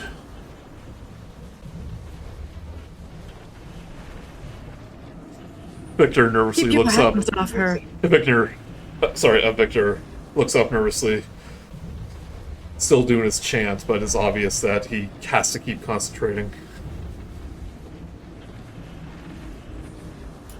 What'd you say? I was just saying, get your hands off her. Don't leave her alone. She's just a poor girl. How could she possibly owe you anything? Traitor's blood from a traitor's family. If you have endured what I have endured, know that I am within my right.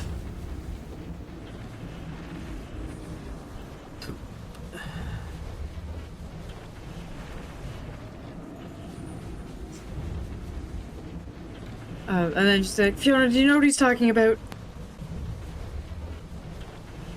Yes, I don't know. The history of the family is vague. This will then allow me to educate you. When Strahd von Zarovich slaughtered the guard that I was a part of, my sister, your ancestor, gave the order to aid him. My men slaughtered. I was captured by the vampire. Turned into a spawn.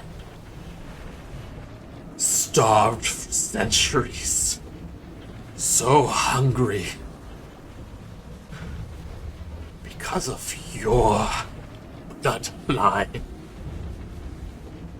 And I look to put an end to it.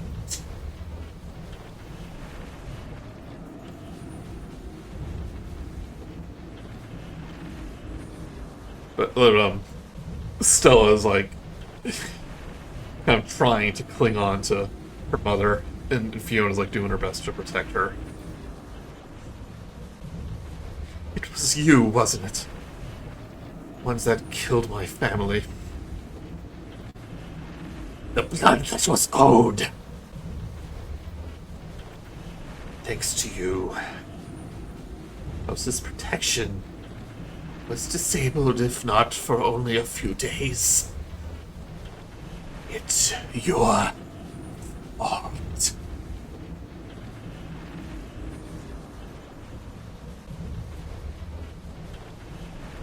And he turns to the adventurers. Will you move aside, or shall I force you? Sounds like you've been holding a grudge a bit too long. These aren't even the same people anymore.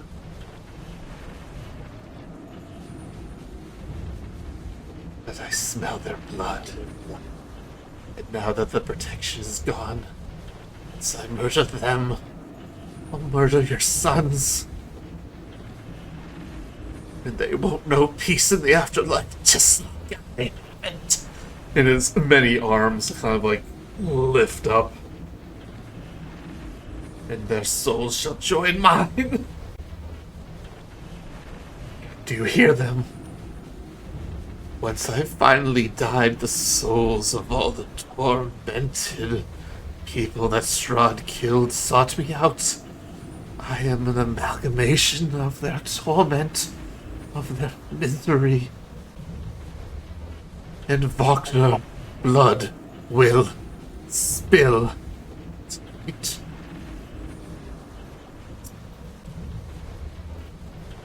Not on my watch. Then your soul join mine! As he rolls initiative.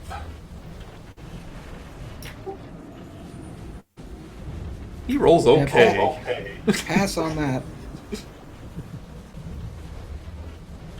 Right.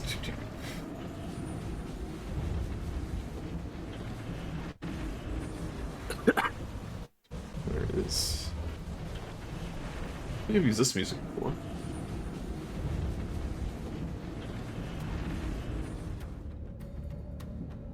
Every once in a while, I try to check tabletop audio because they've added a lot of music. Yeah.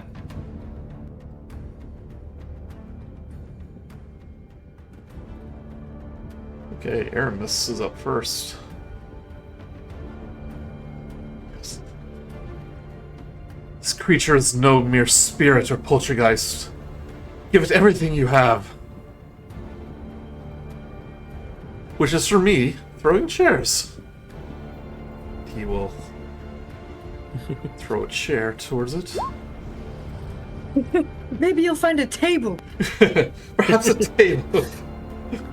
Must have picked a hit. Whoa. Slow down. Bar, stool, then table. Yeah. And then ladders, so it's a table, ladder, and chair match. And he hit good because it is a critical hit. Right on the corner. Forgot to put up his...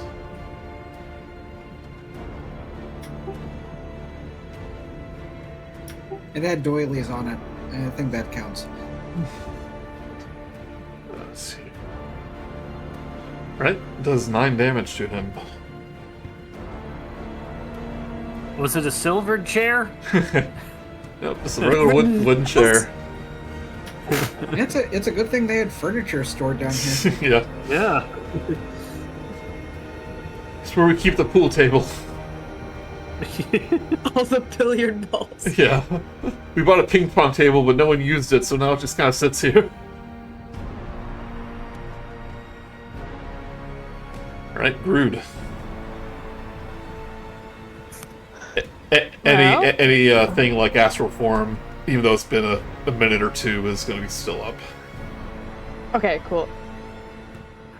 I'm actually going to try it maybe a level 3. Guiding bolt on this guy. Tried but true. Tried but true. Oh my goodness. And I just shoot it right into the floor.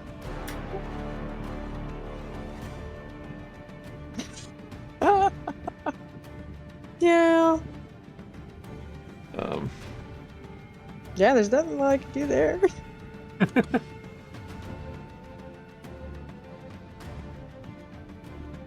I can. Yeah. He'll do a. Sorry, form archer. Yep. Okay. Grude, I mean, Deez just like looks at me like, what the heck was that? Yeah. Jeez, And then guy. just, like, This it's guy, the am I right? biggest thing in the room. 13. 13 will hit it. Oh, Deez. 7 radiant damage. Bro, I don't even care if you show me up right now.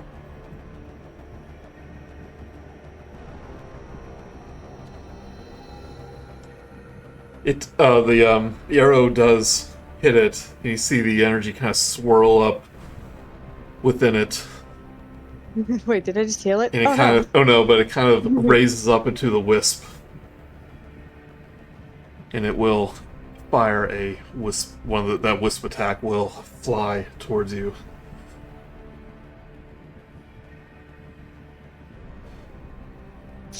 Oh, it's got legendary actions.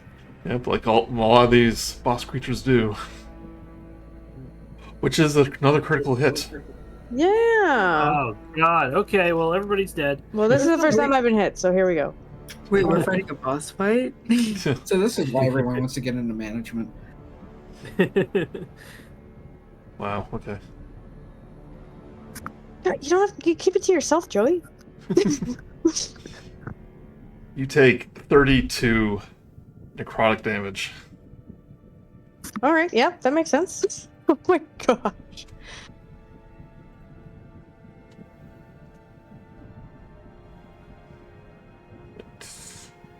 Let me just make sure this is alright. It was a crit though, so... Yeah, Grude is like very stumbly and like kind of mangled. Definitely can't take another one of those. Whoa! I got your back. Ow, never mind. Dude! Dude! Okay.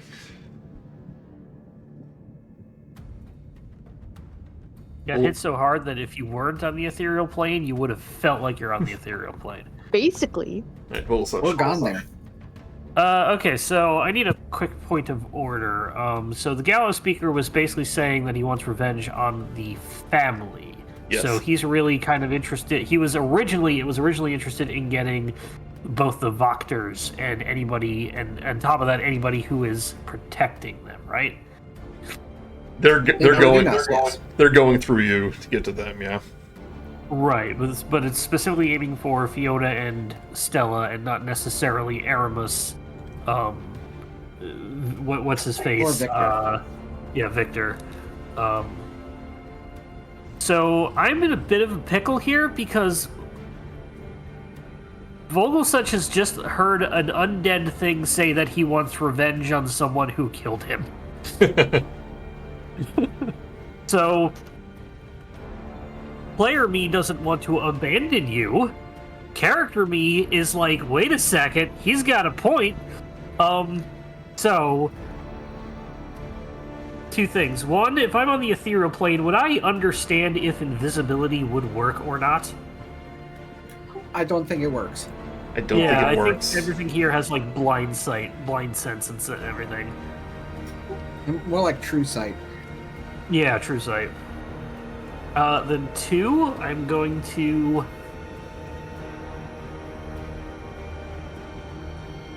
I was gonna do one thing, but yeah, I'm going to cast Enthrall on the Gallows speaker. Okay. I needed to make a Wisdom saving throw.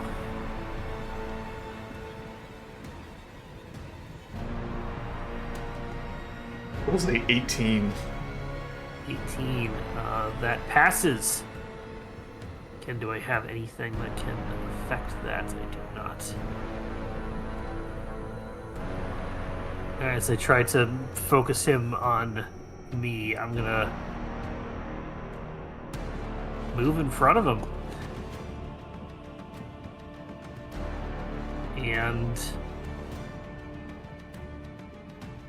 recast a Form of Dread because I want some temp HP. Okay. It's not really cast. And again, I just fucking suck at it. Like I said, I wouldn't do Form of Dread. I'd actually do... No, I have to do Form of Dread because it's a bonus action. So. like I said, anything you were before the Gallows speaker came, it's still up.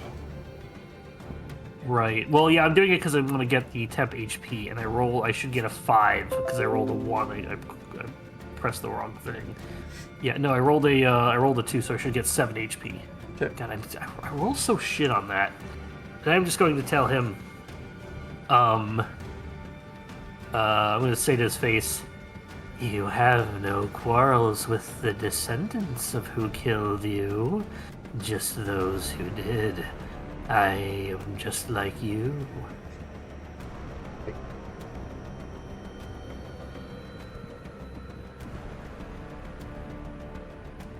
Look at my tortured soul, and I'll cast the Form of Dread then. Okay. Just kind of like show the horribleness of what I am and what I was kind of fighting. Just because of the Faulkners, I am what I am. It's forgiveness. I was expecting to say, "Brother!" If you are so obsessed with death, then perhaps I'll give you visions of when you died. Give me a wisdom saving throw. But it could help you find out who killed you. Yes, I am tempted. I'm disappointed that I got a 21. You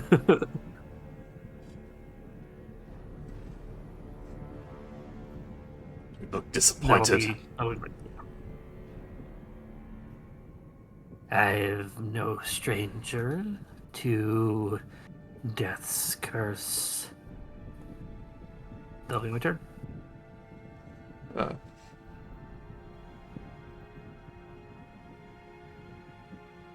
Well, that was actually part of his turn. Right. When I finished my, Yeah. I had nothing else either. So.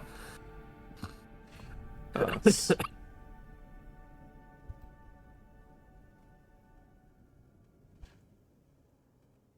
right.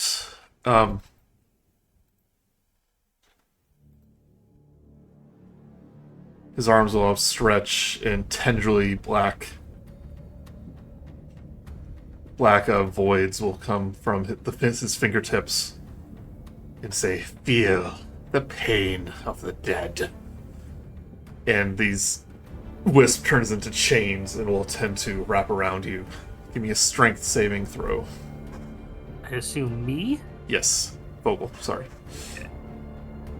Strength save. Yeah. Wish I had. Hey, there you go. 22. 22. You're able to resist the chains, but you will take some damage. I learned this while standing in a field. You'll take. Been there, done that. You take 5 necrotic damage. Ooh. I don't take half? That was half. Oh wait, hold on. Oh, you rolled half dice. No, you're right. You take 2. Even better. Woo!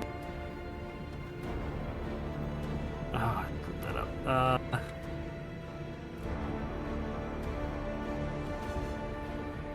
Is it 33? And I took 2 different 5. Okay. All right, Vio, your turn. Okay, well, let's just upset him to begin with. There is... trying to remember, what the is it just a regular to hit for throwing something? Throwing is, unless it has the thrown property. It does. It has the thrown property, so yeah, it's strength. It's a strength, or if it's finesse, then it's either strength or dex. Okay. Is it dagger? No, I'm trying to figure out the best way to just chuck one of the holy waters in his face. Oh, I believe it says, is it just a thrown weapon? So yeah.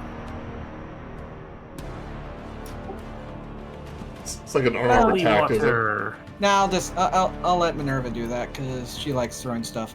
I think you just throw it. Right. Well, I forget how to do that because I don't have the item. No, I mean, I think I don't think there's an attack. I think you can just throw it. In either case, make a ranged attack against a target creature. Yeah, I don't have any ranged weapons, so It's just your dexterity then. Joey could probably say that it is a thrown weapon if you wish. Okay.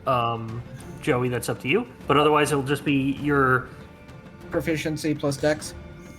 No, it's not a weapon. I think you, like I said, you can just throw it. Oh. Okay. The actual item says make a ranged attack. It does. As an improvised weapon, so you would not be. Oh, it does. proficient. You're right. Yeah. Sorry. Yeah. So dexterity then. Or if you're within 5 feet, you can just throw it on. Okay. Does that require a bonus action or full action?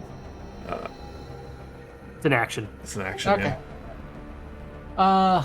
All right. Yeah. Vo ends up rushing around the group. Looks like he's going to go for the rapier, but it's like has the vial of Bucket sand. Yep. Pocket water. Yeah, holy sand, and just splashes it directly into the skull. Okay. You know what? Since you're right next to it, I'm gonna say it takes full damage. Yay! So that's 2d6. That's 12.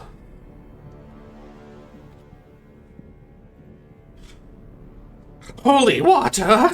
Impossible! Anything else? Bonus action? I'll give a bardic inspiration to Grude. You got it next time. Yay! D6. Yep. Alright. Minerva. Minerva. Minerva. All right, stay with me here. Holy water. Plus Tasha's caustic brew. Well, the holy water is an action. Okay. Because I was wondering if there was maybe some way I could like kind of mix it in with the caustic brew, so I'd make like a special 1 unit of it. Not Like really, change no. the spell attack, the element. Yeah, There's no, but I don't know if it would just mechanical dilute the way- holy water at that point. It's like, Yeah, there's no mechanical way of doing that. Yeah. because then I would probably throw the other holy water and then shoot it with the cannon. But I just don't know. There's a straight line. I'd like hit VO. You can move the cannon, remember? But can I get it that far? Just walking up Cannon like moves 5 feet. 20 feet? Like right here? 15 feet, I think. Maybe 20. Yeah, there. Am I gonna hit? No, I can hit like the back. Just of it. buzz it by Vio's ears. Yeah. Sorry, Vio, your hair. You have a little bit less hair now. I can duck. Oh my goodness. Is it? By rules, they would only have half cover if Joey considers VO. You're fine, don't worry. All right. So I will do 1 action of whipping holy water at it, and then the bonus action of shooting it with the cannon. Yeah. All right. Let's go, cannon! 17 to hit. 17 does hit. All right, let's go. 2d8s. Not the best, but it's okay. So 4 force damage Okay. for the. As the force cannon hits it, it will vanish for just a split second and then appear right in front of you. I need Minerva, Vo, and Vogelsuch to give me a wisdom saving throw.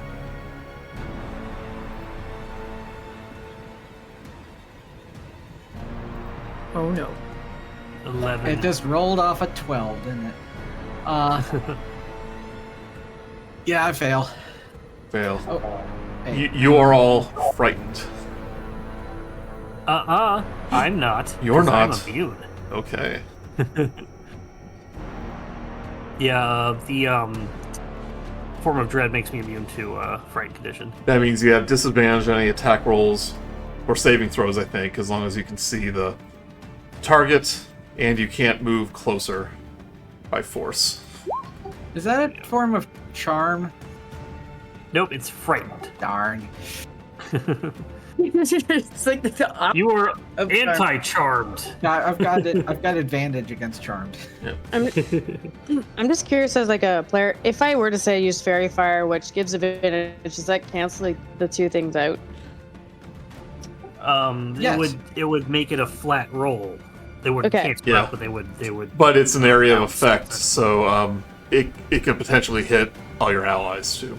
You can just That's push true, it as okay, far I back just- to this. You can push it as far back as you want, honestly. But yeah, I'm just curious. Yeah. So dreadful. Does it stay there, or does it pop back to where it originally was? Yeah, Caesar. I still see it below Vocal and me. Oh, it's You might need to refresh. Sometimes it gets stuck. yeah, we're having a sync error. Like how you couldn't Yeah. see the thing. It is in between Minerva and Vio right now. I'm refreshing right now. Yeah, I had to refresh as well. I'm gonna refresh too. So refreshing. Ooh. But Minerva, you have your regular attack now. I think it's you that's not refreshing, because I just reloaded the page and it's still there. Yeah. I was also gonna make that comment. But Hold on. so while that's being figured out, so throwing the holy water will be my action. Can you see this new one? Yeah, that went by Vero. Yep. 45 Okay, hold to on. Vio. Oh my god! I reloaded, and I can hear the music. Yeah. Bon, must you have gotta fixed change your that. icon. Same with Vogelsuch and Steph. Oh, whoops. Here. All right, can you see it moved? Yes. Okay. Perfect. Yeah, this is kind of like the problem I was having when I was trying out the new update. Like people weren't seeing tokens move. But Minerva, you have your regular attack now. So and You can just splash it with the water if you want. yeah, so the holy water is the last attack. It's gonna be like and just like throw it at the creature. Yep, I'll do max Right. damage. Yeah, you're right beside it, so. You're like winding up to throw it at it, and it popped up in front of you, and you're just like, oh, it's just like tossed Just it like in dropped space. it on it. Yeah. Anything else? If I move away now, it'll get an advantage. Oh yeah, this guy's not shy about that. Okay, yeah, probably the best idea just to keep my eyes on it and be terrified. But that is the end of my turn. Thank you. At first, Lady Wagner's spiritual weapon, which is a golden mace, will come over and try to smack it. A 13 will hit. Or 4 force damage. I will just remind everyone that Grude looks like absolute horrid right now. Just in case someone can do something about that. And she will cast Spirit Guardians. A bunch of golden, like, wispy forms begin to surround her. So you're The best cleric spells. 15 feet.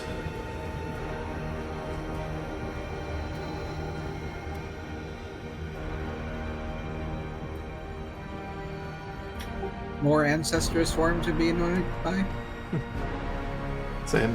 They all look like Vogelsuch. Yeah, she goes, it's like, friends from the mist.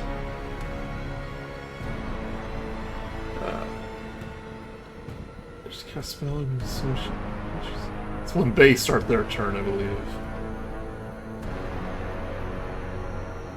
Yeah, it starts their turn, yep.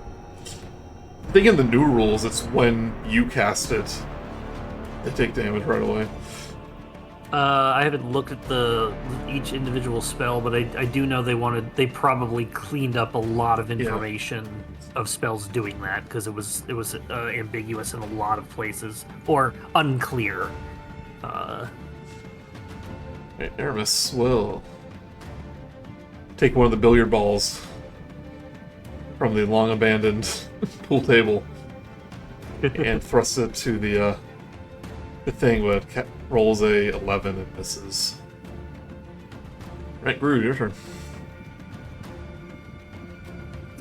Well, it's certainly not a good spot to do the fairy fire right now. Yeah. Well, we can do more rolls against fear later on anyway. So Yeah.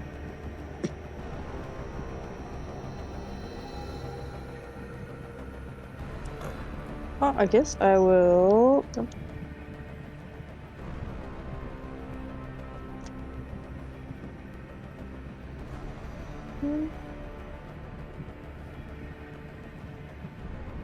Yeah, I'm just gonna.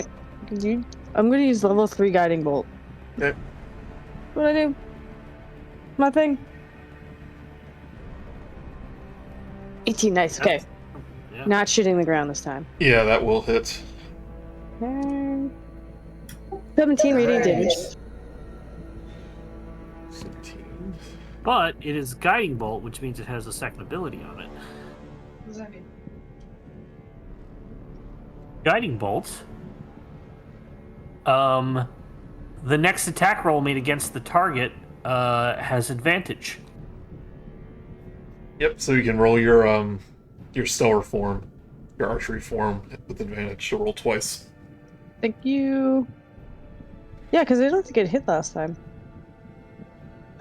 20. Yeah, it did. 20 will hit. 5. That's nice. 22 damage in one roll. Yeah. Grude's not used to this at all, even.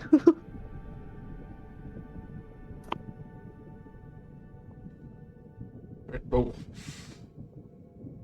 Vogelsuch sees him getting around, sees the guy getting around, and he just kind of loses it. His skeletal face and his normal face are now fighting for control over what the visual is, and he would like to rage.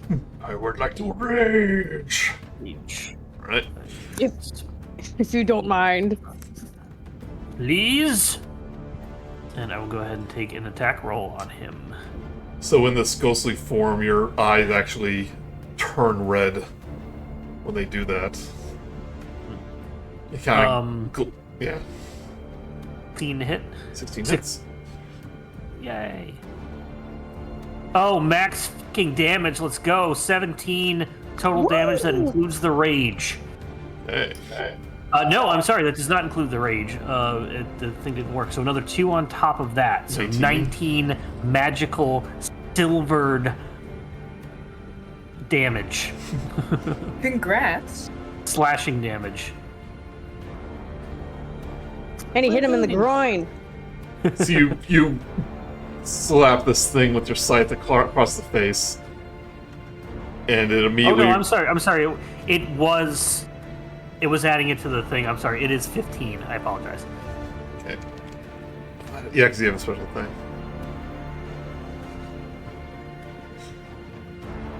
Yeah, I didn't realize. I thought it wasn't adding it, but it adds it to the numbers that I see as well. So It will retaliate by swiping one of its many ghostly hands at you. For another crit. oh my god.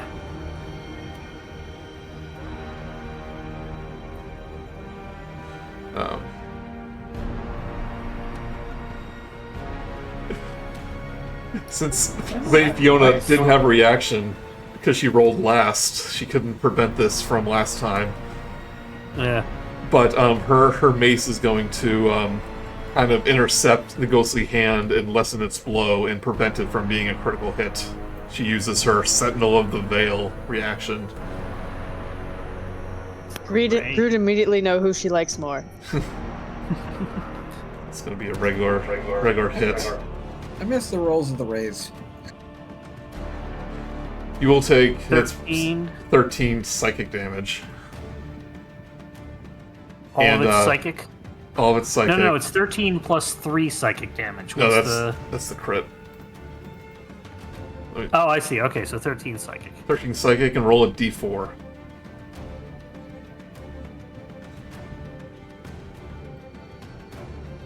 One. Well, you basically have Bane for your next attack roll. Okay.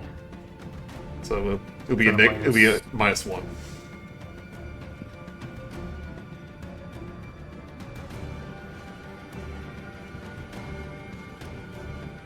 Oh, Okay. these orders messed up. If it's in our favor, I don't mind. Right, Dio. All right. Well, it appearing behind me kind of startled me. Very much so. But I will attempt to slash at it. Wait, hold on. Yeah, I know, at disadvantage. I'm sorry, that was Vol's turn, right? Okay, Yes. Yeah, so now it's the Gallows speaker's turn, yeah. Sorry, Oh, okay. I got confused because I refreshed. I thought that was the attack he did on me, unless that was Oh, no, a that was a reaction. ordinary reaction. Yep. Okay. Yeah, that makes sense. It's 2. Yeah, it's basically going to do the same thing to Vio and Minerva.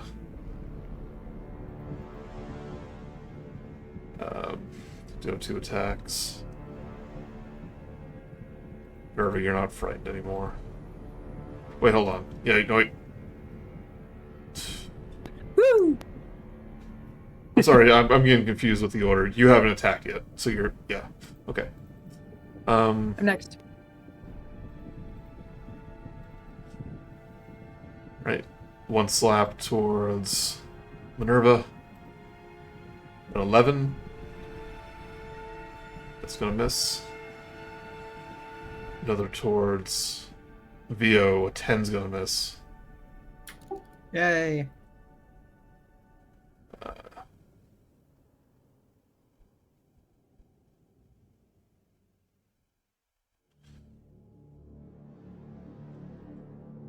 And then the wisp above his head is basically going to just erupt in light. I want Have a tantrum. Minerva, Vio, and Vogelsuch to give me a Constitution saving throw. I really appreciate this happening all beside Grude. Yeah. 15 for Vogel. 6 for Minerva. 16 for me. Right, Minerva, Vogelsuch. Oh, and there, miss. Oh, the thing was Oh, 10. 16. Oh. Right, rolls a 19. Everyone but Vio Yeah. takes...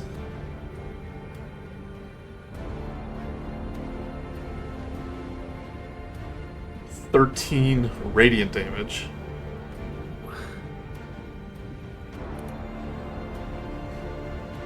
Vio, you take half that. And if you... Ah! And everyone else besides Yeah. Vio is blinded Oh. Oh dear. until the start of the speaker's next turn. Oh, I completely forgot that he says you should be frightened of me, or he had to make a saving throw to be frightened of me. Ah, You know what? Wouldn't have mattered. he's not immune to frightened. Look who else is immune to frightened. It's like fighting yourself. Actually, This no. is actually just like a parallel version of Vogelsuch of what his fate will be if he continues on his path of vengeance. What if? What's that Star Trek episode where you go, the guy in the teleporter is stuck into an eternal conflict with an evil version? Like it's a TOS episode. If you look in closely, the skull has a goatee. And an ascot. All right. Vio. You are still frightened, though, for this turn. Disadvantage. Rolled a 9 to hit. And it, yeah, it's gonna miss. Do I get to roll to remove fear? It's just over at the end of your turn. Oh, okay. Yay. Anything else? Oops, sorry. Yep. Thought that was the Yeah, close button. Anything else? Yeah, no closing me. I don't think I have anything else I can do. Okay. Or actually, does Minerva or Spirit have? Do they look injured a lot? Wow, Grude looks real injured. Okay. Good. It took like 37 necrotic in the beginning of the fight. Yeah, I rolled good. Now that I'm thinking about it, You did good, Joey. bonus did real action good. healing word for wow, that sucked. 7 health back, Grude. I'll take it. I'm almost up to halfway. Whoa, ho! So Minerva, you are temporarily blinded, so that means any attack you have will have disadvantage. You're frightened too, so that would have happened. But you technically, don't know where anyone is. Yeah, so I feel like it's a really bad idea to like just shoot randomly. I mean, Does the cannon get affected by that? Yeah. no, the cannon knows.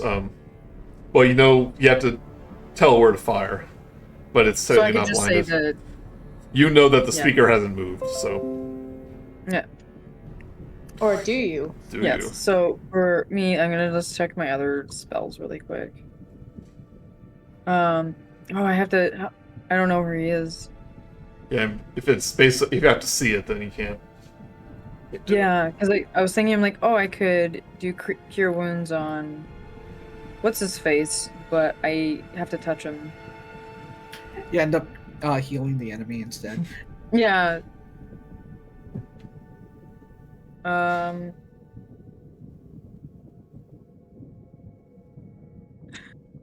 I might. You can also I guess you could disengage and try to move further away from him. Well, I actually I have shield, so I might just cast shield on myself. Shield's a reaction. Yeah, that's for if Is you're it? being attacked. Oh, okay. Well, that's no for next time. Oh, okay, one reaction. All right, hit by an attacker, targeted miss. Thank you. Yeah, it I'll do that. raises your AC for the round. Yeah, and then so yeah, so I might. I'm just gonna disengage and then run into the walls. You might bump into it. It'll get you away from the area of effects. Yeah, we are pretty clustered. Oh, I forgot to do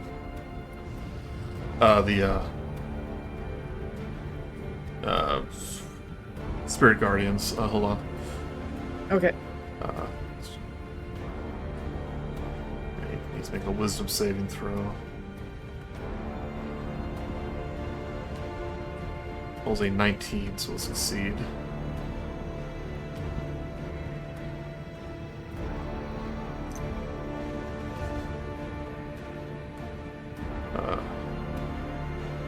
Sorry, I'm just reading the thing. Alright, 3d8. But half that. 18, so it take 9 radiant. Alright, continue. I am going to disengage and run into the back corner Okay. here. You run until you hit a wall. Ugh. Exactly. Yeah. I'm just kind of huddle up and deal with my fears. And go through a therapy session. My glasses. I still can't see anything with my glasses. I never lost them, but I can't see anything. Right, but your cannon can still attack. Yes. Okay. I'm gonna attack with my cannon. Turned out Or it wasn't actually blinded. It just smudged your glasses. It's still use foggy. grease. And breathe on them. It attacks for 9. 9 will miss. All right. I'm gonna imagine I pointed to tell it to shoot someone wrong direction. But all right, that is the end of my turn. Okay. The Bachner will do her spiritual weapon. That 9 will miss.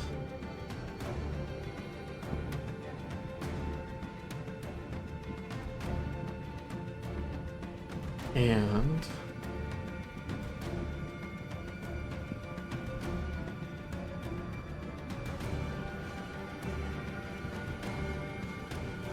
let's see here. It's going to cast Bane.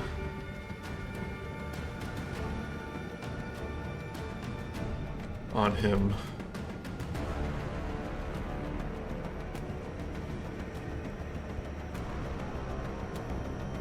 So, charisma saving throw. Doesn't seem charismatic. Yeah, roll a 17 though. Eh.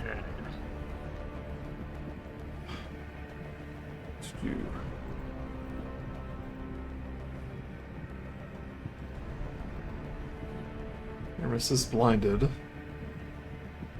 So it'll do a telekinetic thrust disadvantage. Rolls a 12, just misses. So I haven't much luck with these tables. As a ghost, would he be immune to blindness? Let's see. Does he have true sight or blind sense or immunity to blindness? Does he even No. have eyes? Is he even a person?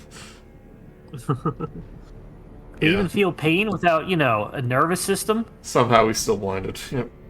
Okay. If he imagines that he has eyes, then he can be blinded by them. Alright, Grude.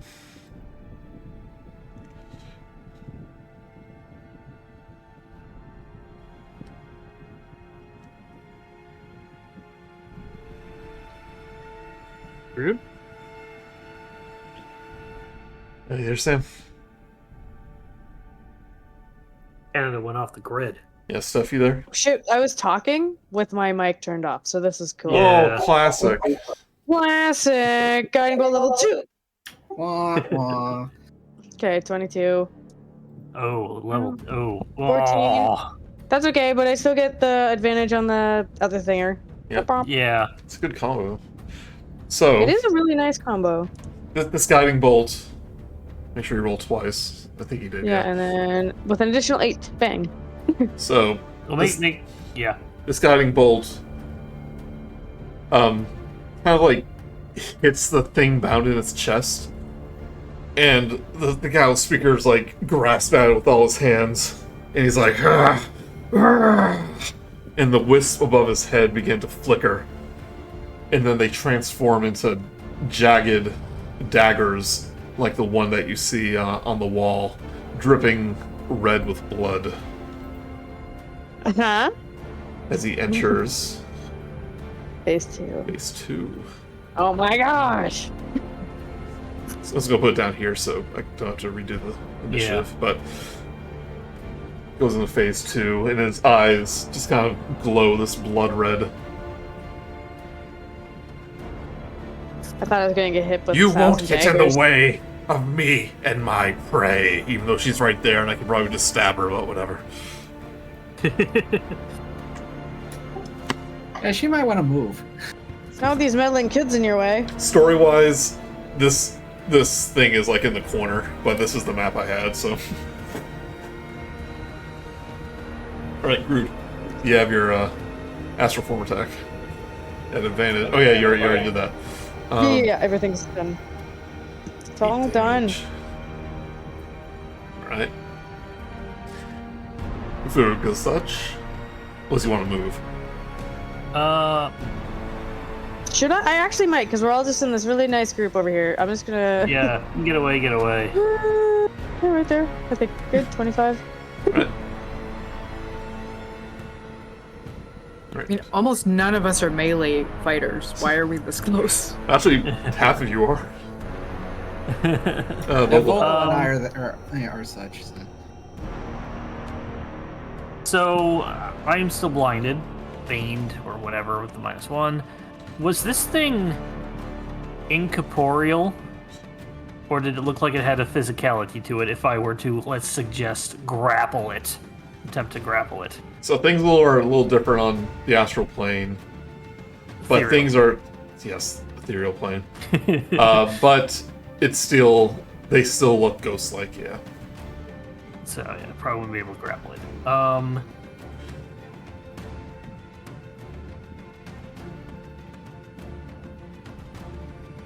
I'm going to try to...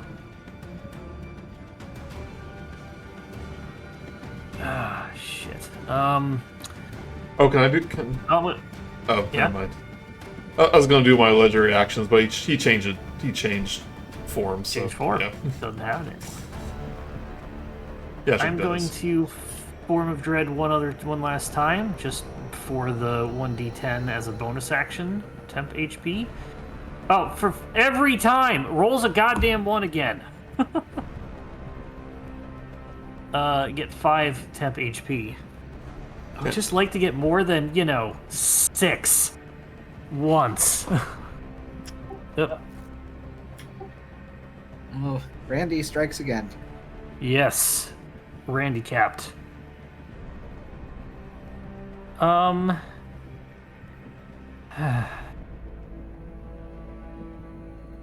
I don't have much I can do. Oh, you can attempt to hit. Yeah, that's just about it. You got disadvantage, but you still got a chance. Let me check my features and traits to make sure I'm not forgetting something. No, I took more spells. Yeah, okay, so, yeah, I'm gonna try and hit it. Still raging. Disadvantage. Swing in the same spot. Hey, that's a natural 1 on one of the dice. Rolling like garbage. Just whiff. Get the top of Vio's hat. Well, you're no longer blinded. Oh, that's where he was. You got -1 too, so you rolled a 0. Did it happen? Yeah, yeah. That's it. That's all I can really do. Okay. Just rolling ones on everything.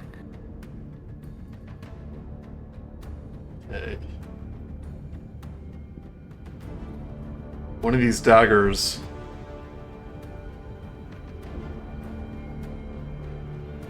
It's gonna fly across the room to Grude. It's a 12 hit. No! Ha ha ha ha! Ha ha. What did Grude ever do to him? At this point, potentially like over 50 radiant damage. Yeah, but that's beside the point.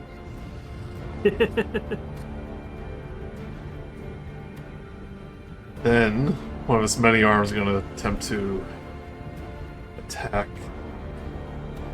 Vio. Natural 1.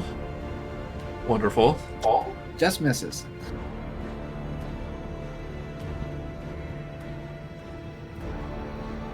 And he's obviously frustrated.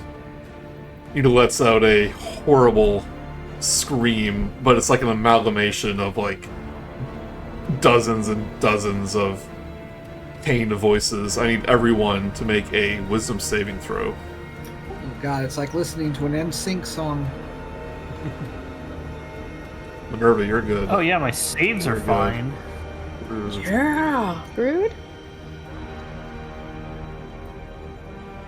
Just Grude? 21.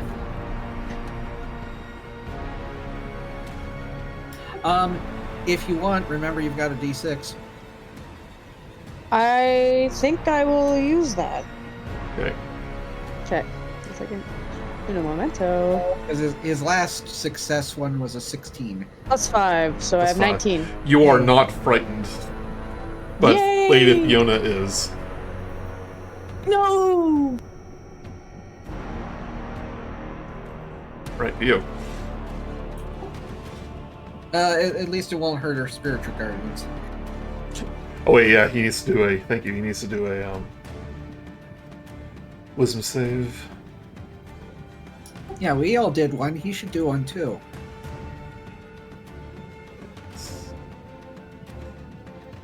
Wisdom save. 13. So he'll take half damage.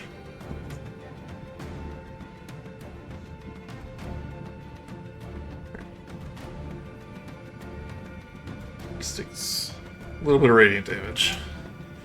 Right, sorry, VO, now it's your turn.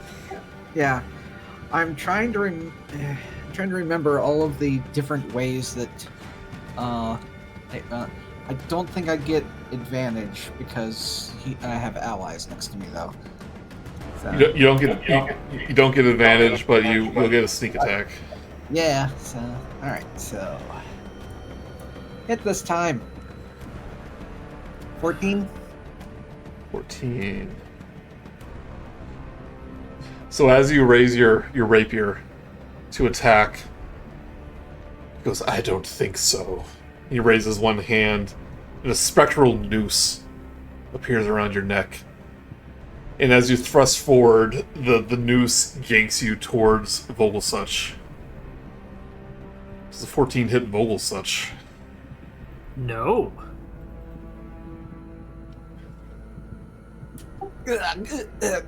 Cheap move. Okay, Oh, I'm sorry. You need to do a wisdom saving throw first. Oh, good. Yep. I didn't have the thing open because I was looking at something else. That's probably a fail. 13, so. yeah. So as you try to attempt to step Vogelsuch, the noose disappears. Okay. And I don't really have any bonus action stuff, so that's it. Okay. Minerva. Alright, I've got my senses about me, and I'm quite peeved. You've cleaned your glasses. I've cleaned my glasses, and I feel like this is a great time for a scorching ray. I have it's my crossbow, but you may know that there's 3 barrels on it for no reason. But the reason is, I'm going to use my scorching ray on it to attack the... it's a range 120 feet, so I think I'm fine. Just a little. So to hit... Scorching for Ray 21? is 3 attacks, right? Yeah, it's just 3 separate ones or one... 3 separate. Yep. Because you can target multiple things with them, so each one is a separate attack. I can one or several, and so on a hit, the target takes 2d6 fire damage for each attack. So that's 1 attack. I'm gonna do 2 more. So roll again, but make sure it doesn't use up more than 1 spell slot. Yeah, don't hit the cast button instead. Hit the attack one. So wait, which? Don't hit the cast, otherwise it'll act like casting it a second time. Just the effect. Just the effect. Or roll the click button on the Roll20 chat. It'll do the same thing. No, that's damage. Yeah, because that's to roll damage, but I need to roll 2 more attacks. Oh yeah. Roll 2. Do the same thing 2 more times. Yeah. Yeah, that's. I'm saying make sure it doesn't use up more spell slots. Okay, I will keep an eye on it. Seems okay. I think Scorching Ray is under your attacks, actually. Is there a thing that says Scorching Ray? that works. Usually. Yeah, using Firebolt instead, so that way it doesn't count. Does one have more? Oh, switching it. So you press Firebolt. Yeah, Firebolt was definitely what I hit, and I only did it once. But it's still an attack roll, so we can use those. It'll be the same.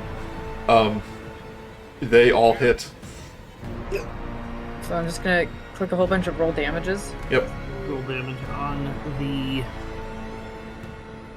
Not on Scorching Ray, not on Firebolt. Roll on Scorching Ray. Yeah. That's right.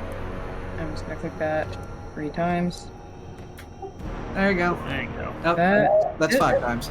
Okay, sorry. So the first ones, whatever. Going in order from. So I'm seeing 12, 6, and 8. Right.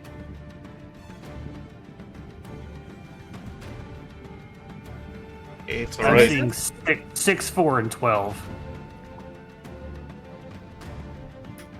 Yeah. Oh, I'm doing the bottom, the ones I see here. Yeah. So, Okay. The other ones I think were the wrong spell. don't worry about it.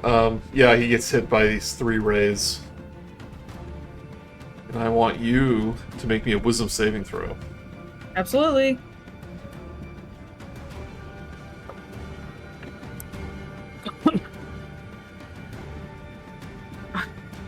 Nine.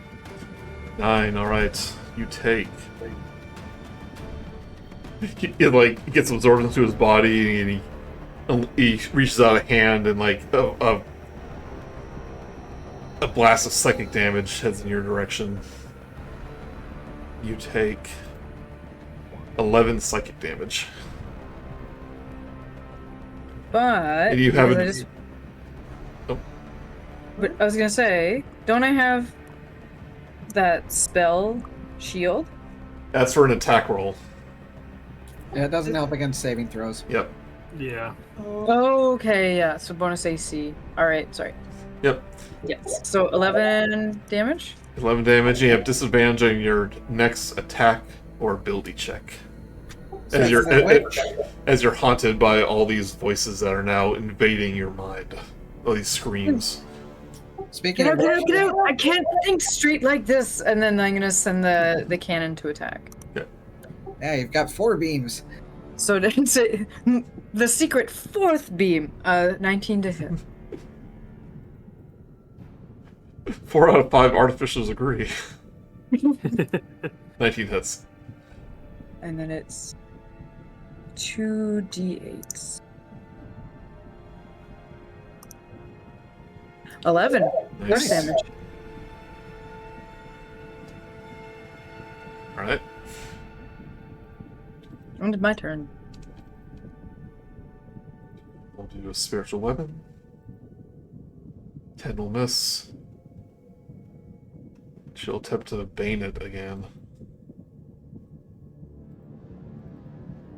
Wisdom saving throw. I did not expect her to be a cleric. 12, so he fails. He is baned.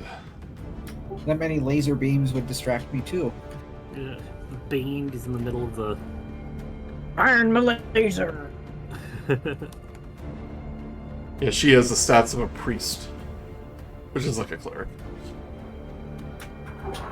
Yeah, back in 2nd edition, those were 2 separate classes.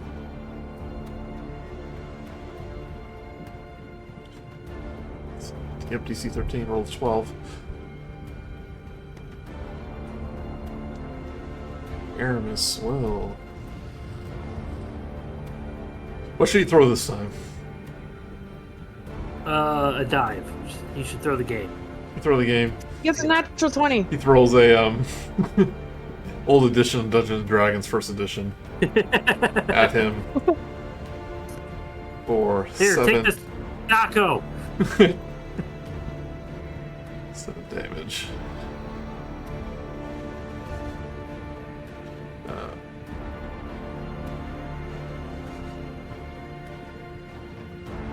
Right, Grude. I think I have like 1 or 2 more of my guiding bolts left. I'm really running out of them.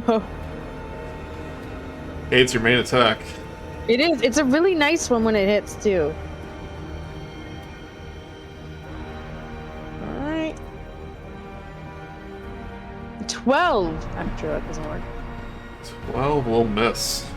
I think it's 13. Well, back over to D's. Oh, geez. Oh, D's, I need help now.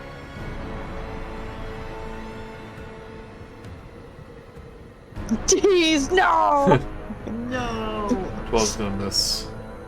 Okay, we'll just be over the corner. That was in my eyes, Grude. He didn't want Grude to feel too bad, so purposely missed too. This makes me feel worse. Right, Vogel. This thing's still next to me, so the best thing I can do is just same thing I've been doing every night, Pinky.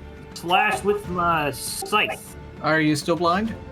Nope, but I rolled a 2 on on the die. Right. So 8, because, you know, I've just got the Randy curse. Reckless attack? I don't have that. I am only 1 level in Barbarian. Yeah,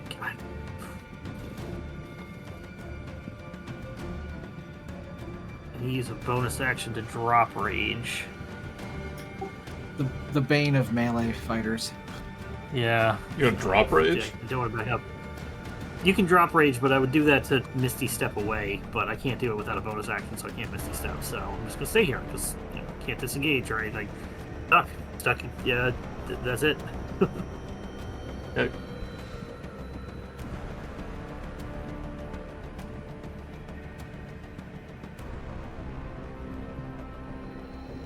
The speaker will...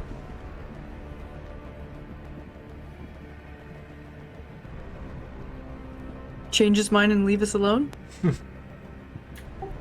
He's gonna do another piercing scream. I need everyone to give me another wisdom saving throw. Hot dang. Once again, my wisdom savings are on fire. Ooh, nat. Grude is frightened. Oh my god. I have a +6 to wisdom. Gosh darn it.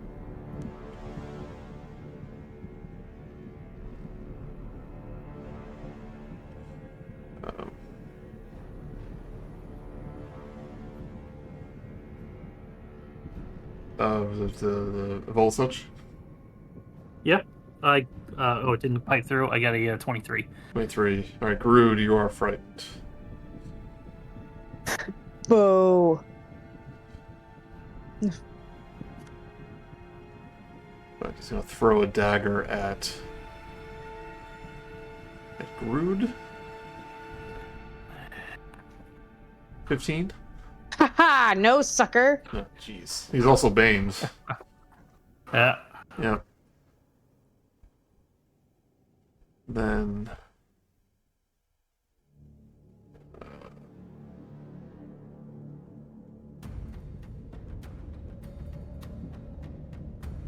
sorry. It's gonna do the same thing to Vogelsuch.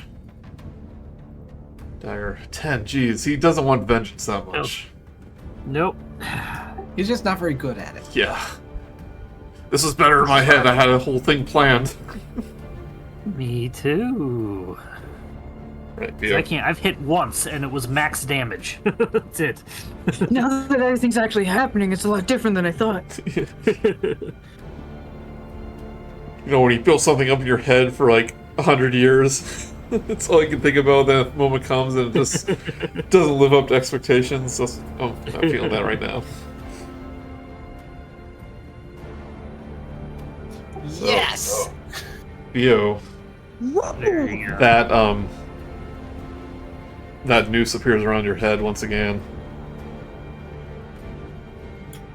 You are thrust towards Vogelsuch. Well, it attempts to. Give me a wisdom saving throw. Bag. 8. Yeah, the noose appears, and you do this critical hit right into Vogelsuch's heart. Well, this isn't good. Yep.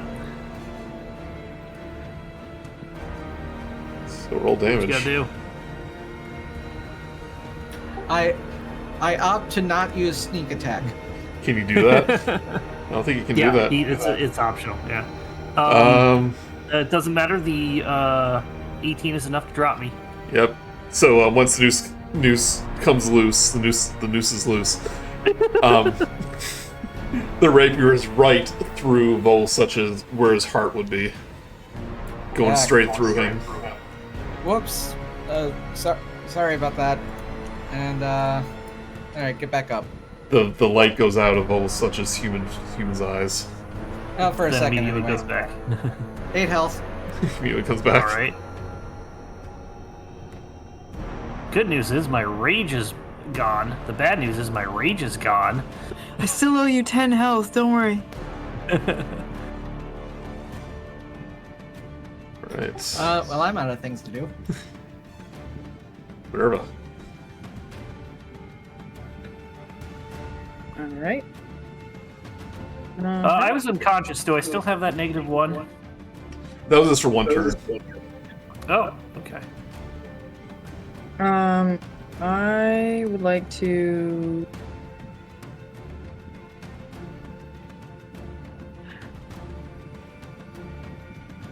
How do I? So Scorching Ray. Again. Good plan. Seemed pretty good. It's a really good spell against one person. Yeah. Probably more than one person. How do you flavor it as an artificer? So I'm imagining it's sort of like it's like a flamethrower type thing, but it's in between like a flamethrower and a grenade launcher, where it's shooting like a bunch of fire in like, you know, in the old video games where like those fires that it's like it's a bunch of balls in sequence. Oh yeah. Kind of like going like that. I'm imagining those are coming out of it. So there's 3 of those. So you see your attack actions. There's Scorching Ray there. So once you cast it, press that 2d6. Okay. Or plus that, +6 to try to hit, and then the 2d6 for damage. Right? Okay, so I only hit that once. Yeah, 8's gonna miss. All right, and then I don't have to roll damage, so that makes it easier. I do want to. Where's Maybe 2 more hits. Sorry? You have 2 more hits. Yeah. So okay, so I misunderstood. I thought you meant just hit that. This is like magic missile, but it's But it's a gun. Yeah, it's like a gun. Both those hit. All right, and so then I'm gonna hit my roll damage twice. It'll be 4d6. 9 fire. So 1 for 9, 1 for 7. So, 16 is good for one spell. And I'm gonna also attack with the cannon. oh wait, hold on. Okay. Yep. Check. Check. You have disadvantage on one of those. I guess it'll be your first attack, so it wouldn't have mattered. Okay, you're good. All right. And Oh, but you will. Sorry, another thing. You will do the same thing. It kind of gets absorbed into you and then redirected back. Give me a wisdom saving throw, Miranda. yes. Miranda? 21. Minerva. I called myself Menorah when I was talking over this. Alright, you know what to expect this time. We're able to dodge out of the way. You can't get into this brain Darn! more than once. Good job, Minoru. Mumnunu. But you do have a cannon there. Yep, and that cannon is going to shoot it. Quick, cannon, go! I need to give the cannon a name. Conan. Attack for 14. Now it hits. Cannon the Barbarian. Candy. 14 hits. Yeah, that hits. 2d8. Ooh, roll For pretty 12 good. force damage. Alright. Did you shoot it to death? Undeath? Hiding in a corner. Redeath? We've been dead all this time? Were we ever alive?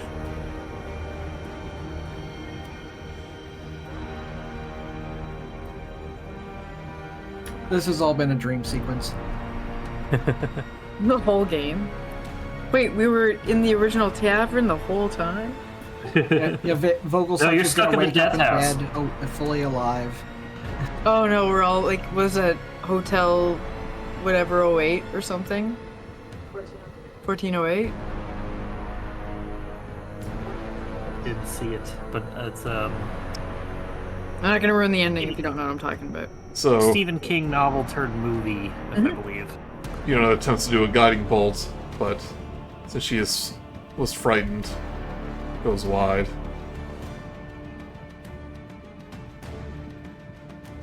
But at this point, the speaker is like, it seems like the spirits are trying to escape from his cloak. So he seems pretty hurt. As best as we can visually try and understand that in this realm. Yeah, 14 will hit. Take 4 bludgeoning damage. I will not be denied my vengeance. Sorry, my voice is all raspy. Grude. Well, I'm super scared in a corner, so part of me doesn't want to waste like a chance of even with the guiding bolt. I wonder. I'm gonna use Thorn Whip. Too far away. I think. It's 60 feet. Oh. 60 feet. I could definitely. I'd have to get through like 1,000 people though. Yeah, too many things are in your way. Why would you not use Guiding Bolt? Because I'm afraid, and there's a really good chance that I'll get disadvantage and not hit him. That would be my guess. But I could try it anyway. Honestly, I'd say just do it. Okay. You're gonna get disadvantage on other stuff. Might as well just go for broke. Use a first level, so.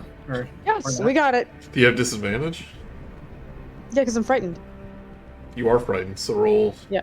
Well, luckily, that 13 still hits. Yeah, it still hits. Sorry, I didn't put your label on the thing. Forgot.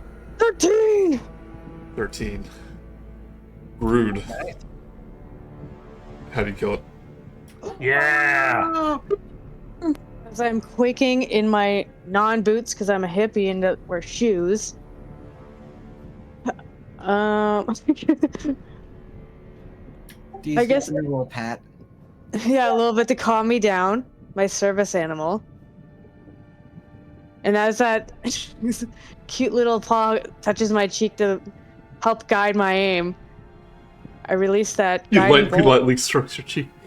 Yeah, lightly strokes my cheek and then my heart rate lowers. Still nuzzle. And it goes right into the chest. It gives you a little playful slap. It's like, go get him, buddy. Yeah, you got it, buddy. And I'm like, you're right, little fella. Turn him and then shoot him. In the chest part that he keeps clutching at. Okay, yeah. So you hit this thing's on his chest. His rib cage kind of burst, like shatters. His arms begin ripping apart the decaying flesh and robes and throwing it to the ground. And as the hands start to disintegrate, he just starts wailing. He goes, it's like, no, I've waited too long. And he starts trying to grasp towards Stella, just as he begins to disintegrate into the ground. And then Fiona comes by, picks up her spiritual weapon like a golf club. He goes, you stay away from her, you bitch. And then golf clubs the Gallows speaker's head as it bursts into a million decaying pieces.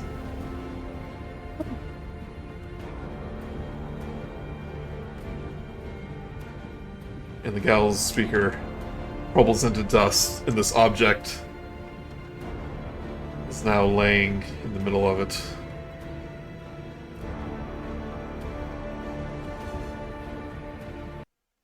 So how's Victor doing? He's been chanting and sweating this entire time. What is the object that fell? Well, you can look at it. And I am. Okay. It's a shard of black stone, and we're immediately transported to Sigil. Oh, Dad, don't touch it. It's evil. It appears to be a locked tome with the word Strahd written upon it.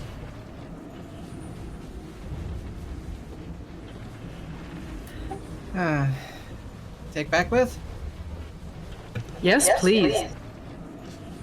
Yes. Right, you can add to the inventory. It's not an item, but you can add locked tome of Strahd. Your inventory. It says Strahd von Zarovich.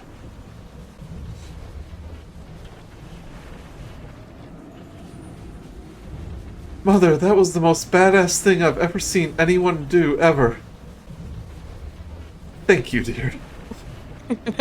Watch your language, dear. Language.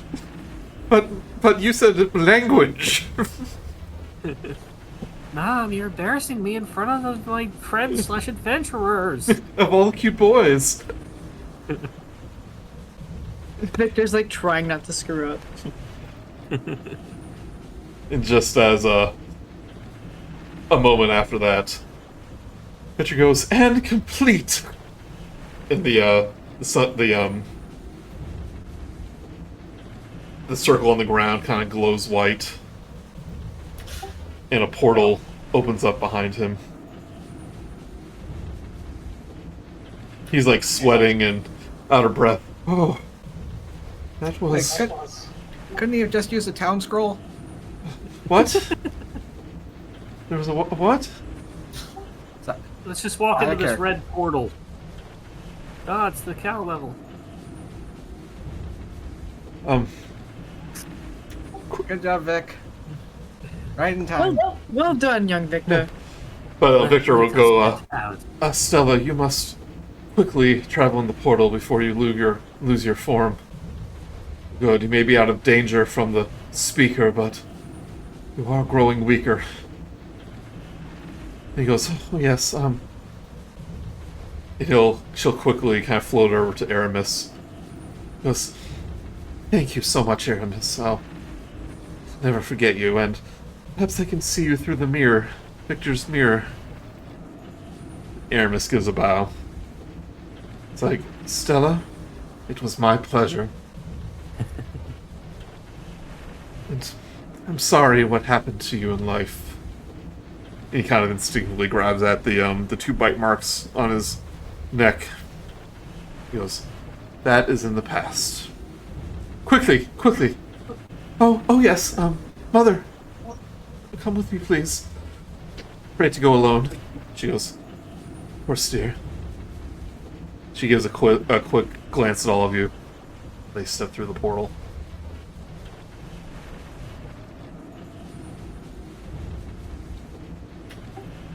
No idea how long that's going to be around. Maybe we should hurry through too. Yep, agreed. On the way. Aramis does say, before we go, Oh, so yes? Yeah? I've seen a lot of things here in the ethereal plane, all over Barovia. And there are things that, may interest you. I know that you heard of Argynvostholt. Your travels. Sorry, I've been doing a little spying on you. And beware of the Fey spiders. Nasty creatures that can travel through the material plane and the ethereal. He goes, I've also caught glimpses of Strahd von Zarovich. It appears he can travel through the ethereal plane. I saw him riding upon a nightmarish steed. Demonic horse. So he is out and about. Thank you for the heads up. Duly noted. I'll keep an eye on you all. Just remember that you have a friend watching over you, even though you may not see it. And let my father know that I'm watching him too, even if he can't sense me.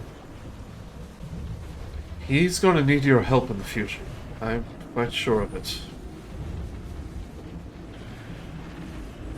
And keep an eye on Stella. He turns to Victor. You're a very brave young man, and I know you will protect her.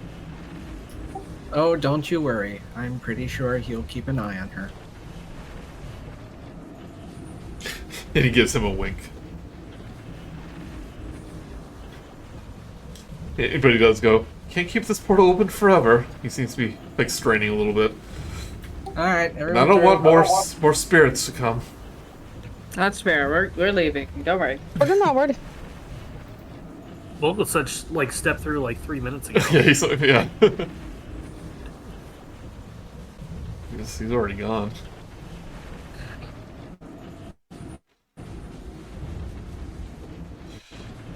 And my cannon's coming too. Yeah. Right. Just build a new one. Deez goes, "Alright, Grude. It's been nice being able to talk, but... alas. Yeah, that was really short-lived. Oh well, in we go. Don't you have to speak to animals? I know, but it's different. Also, by the way, my Different. name is Charles. My name is Desnell. Desnell.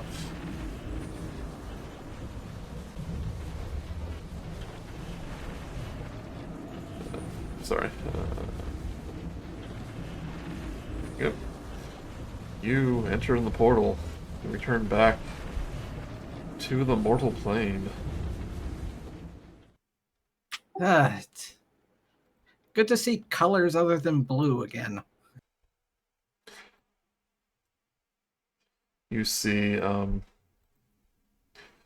kind of by the stairs and goes, "Must return to Stella's body. I'm sure she's attempting to re-enter herself.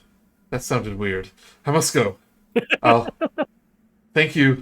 I'll thank you properly later." Oh, hey, Erasmus came with us. Yeah, he's not here. He did say he'd never leave us, even if we cannot see him. You Or see can see him. you see a couple billiard balls float around and then link together. Oh, you. Oh, you guys.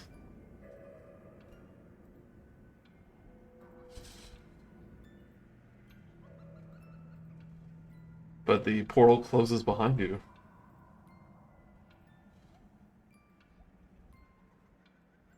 I wish to go stand out in a field for about an hour.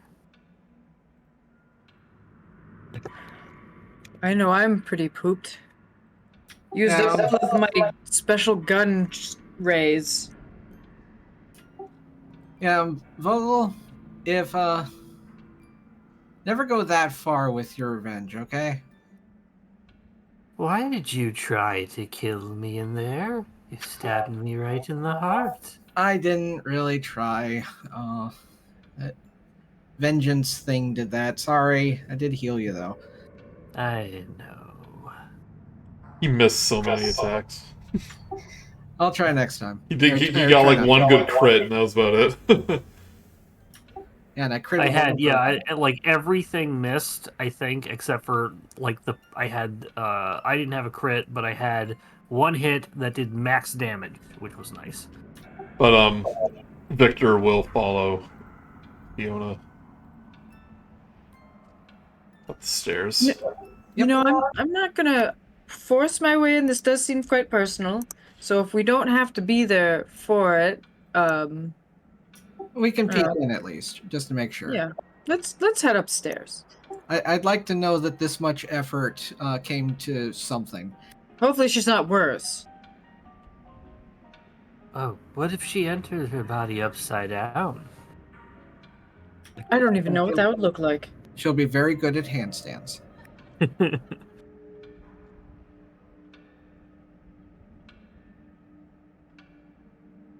Yeah, so where do you go? I'm gonna go upstairs. Well, Minerva is anyways. I assume Yeah. anyone who doesn't want Yeah, to. let's follow up. Who's gonna Yeah, follow we'll up? go.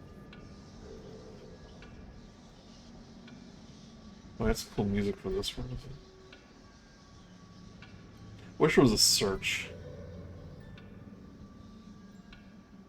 Try to put things into playlists, even though they're just to treat them like folders.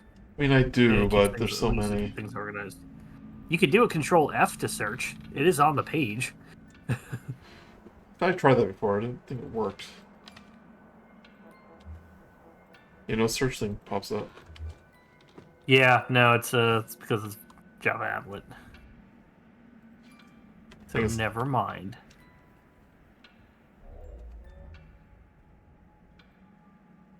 It's fine. We can edit this part out later. There we Oh yeah, because I always do that. Here, I found it in my library.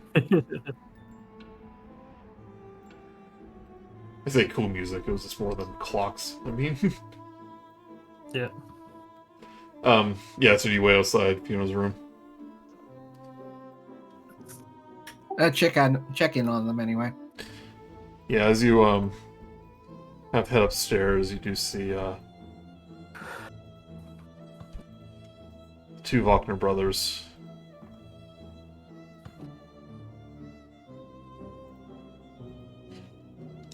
I was like, what are you lot doing here? We saw Mother. We heard noises downstairs, and Mother was heading upstairs in a tizzy. I think you may want to go join her. It's like, brother, he was heading towards Fiona's room, and that Balakovich boy was with her. Thought he wasn't welcome here. Maybe. Well, you go and check. You kind of all hurry up the stairs. As you follow, you do see Stella kind of sitting up in her bed, coughing. But Fiona's like sitting beside her. It's like, take it slowly, dear. Try, Mother, I feel so weak. She'll help Stella up, but she like stumbles as she tries to walk. She's like, oh, careful. You technically haven't walked in several weeks. But now I can hug you properly. And she kind of leans in for a hug. She hugs very tightly back, and Carl and Nikolai run into and goes, Stella, you're back to normal. They run forward and give her a hug. Oh, I miss you so much, brothers. And she, kind of gives Carl a little push and goes, but I've seen what you were up to in the tavern. It's like, what? What do you mean, saw? And she gives a little smirk. But Lady Fiona goes like, what do you mean, what he's been up to in the tavern? Oh, never mind, Mother.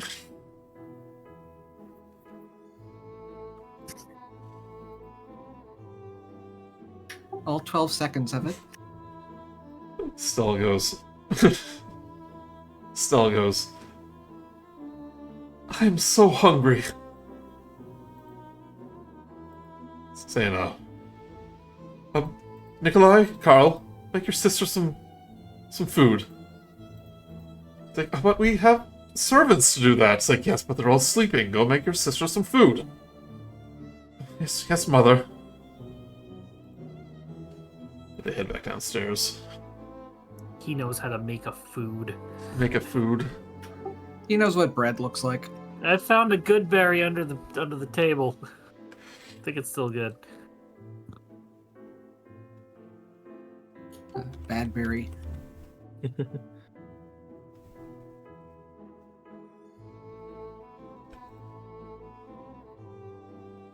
Where's Victor in all this? He's now that like Fiona's had her reunion, she's like awkwardly talking to her now. It's like, oh, I'm so glad you're safe, and they're having that awkward teenager like back and forth. It's like, I knew you would come, Victor, but I'm glad you had your friends with you. I don't think you could do that by yourself. It's like, yes, I was in a little over my head.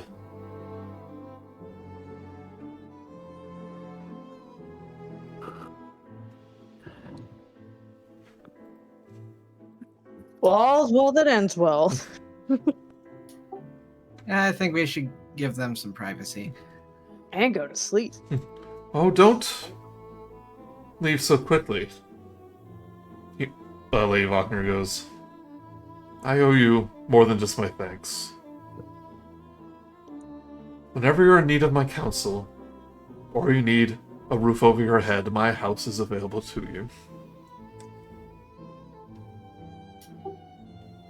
Thank you. And of course, a reward. And she'll kind of... She goes, one moment. She heads into a back room.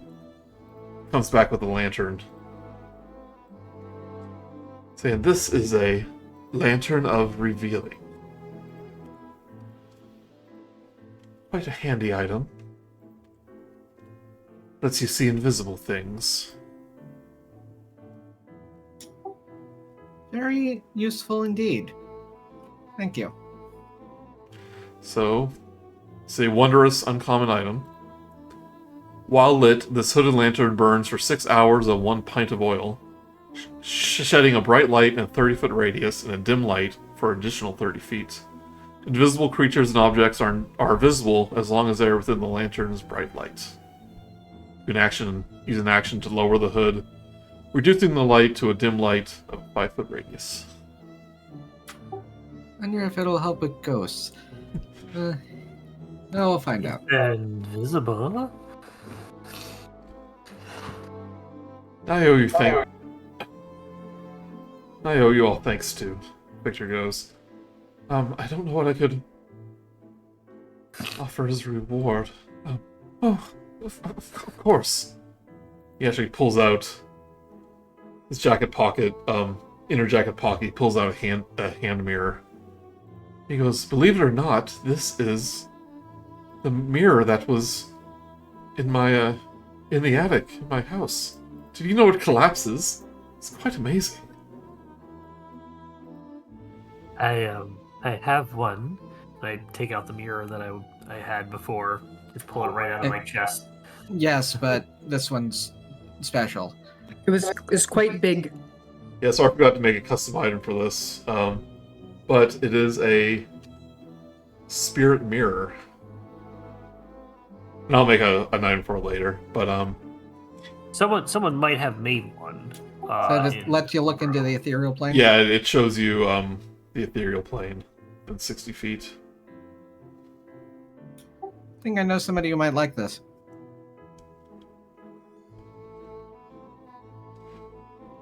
Oh, who's that? Oh, just a friend who was also missing someone. Stella goes, I think he means Mr. Van Richten. More subtly, but yes. He says, once per day you can use an action to shrink or expand it to full size. And Stella goes, do come visit. I would love to see you again, and perhaps I can use your mirror to see Aramis. And the lantern flickers. But I think he'll always be around in some way.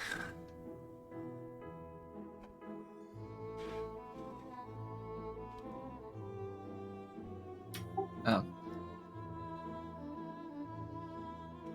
I could use a rest.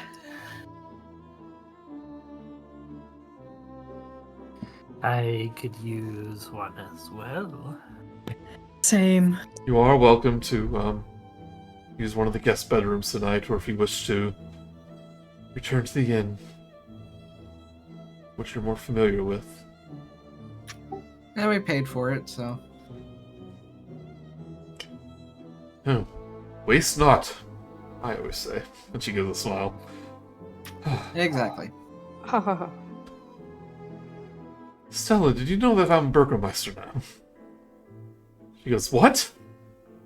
I somehow missed that. Oh yes. Things are about to get very busy around here. And I assume we shuffle out as that conversation goes on. yeah, the brothers come back. They have some soup and bread and a glass of wine. Cold soup. Yeah. Lady Fiona goes, oh, that is the good stuff. It's not the great mash, is it? It's like, no, mother, it's the Purple Dragon Crush. Good. And drink up. Oh, you look parched. Have you been eating? Mother, I was She has bone atrophy. Mother, I was a ghost for a month. Yeah, so she's been drinking nothing but spirits. Womp womp. But back at the tavern, Hijinks ensues. hijinks ensues. Sorry, I'm looking for the art. Here it is. The Blue Water Inn.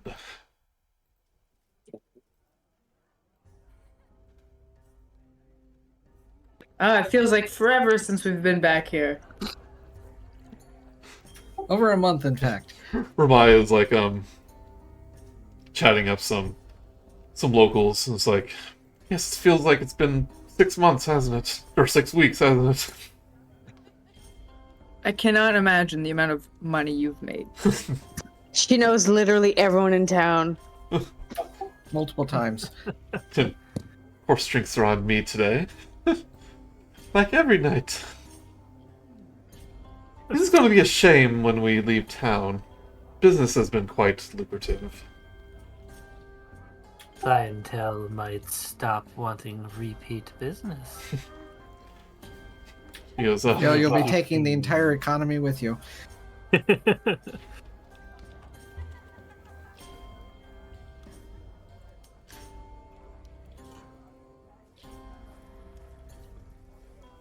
she goes, Vogelsuch is having died. He's like, or having almost died again.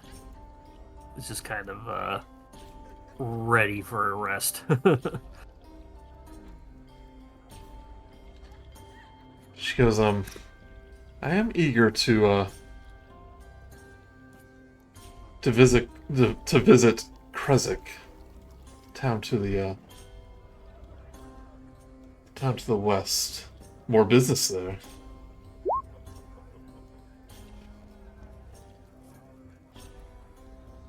We should get a cart and paint a sign on the side.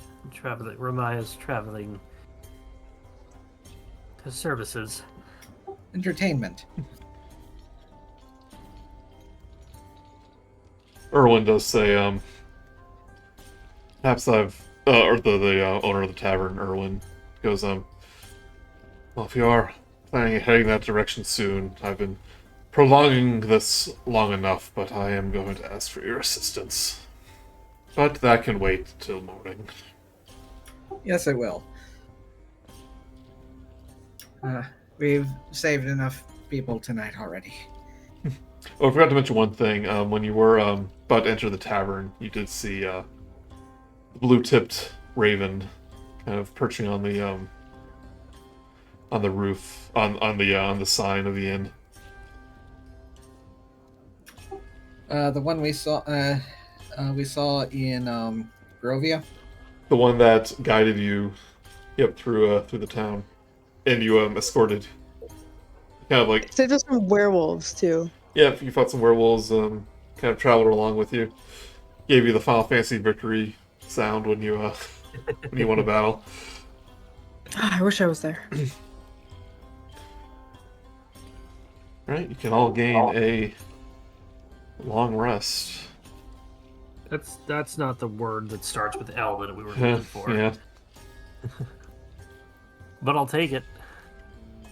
A level of rest. Long rest. Vio, now that you have a good night's rest. Vio, now that kind of have a moment to yourself, you do have that tome if you want to examine it some more. You said it was locked? It is locked. I will try to unlock it. Okay. You have thieves' tools. Good question. Know how to use them now, but no. I think Minerva might have thieves' tools. Most likely. I think I do. I think I made them. If I remember right, we share one of the two rooms, so may as well. Let's do it. Okay. And team up with her to get it open. It was locked by a steel clasp. Yeah, I have a thieves' tools and a tinkerer's tools. Okay. You can give me a thieves' tools check. I will be giving the help action. Okay. Not that it's needed. You go to help, it's already done. You can do so at advantage.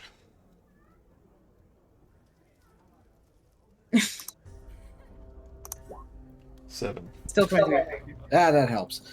You spend some time tinkering with this, trying to lock it. You realize pretty quickly that this is no ordinary lock. In fact, it seems to be locked with an arcane spell. You think you might be able to get it, but with more traditional means, but you've kind of exhausted your means right now. You can try again another time. So 23? Yep. Yeah, if it's an arcane lock, it means that it can only be unlocked with a specific spell. Okay. You would know arcane locks are magical, require a key phrase to unlock, or other magical means. Sorry? None of us are wizards. Not yet. Okay, we never will be, but Oh, Try all boss. the basic pass keys, like Password. 1, 2, 3, 4, 5. Yeah. Open. Strahd 69. Small x, big X, small x. Yeah. Strahd 69, small x, big X, small x. Uppercase P, A, $sign. DJ 3 Striddy. V Striddy, sorry. Bards may have a way to open it, but I'm not going to give you hints. Alright. Yeah. I'll Actually, figure it out next time. well, yeah, you know, I bet a lot of you may have means to open it, but you have to check through your spells. Yeah, but that's what we're going to call it for tonight. Woo. Stella's body is The restored. ethereal plane. Stella's is restored, and you obtain the Tome of Strahd. So you gain some experience points.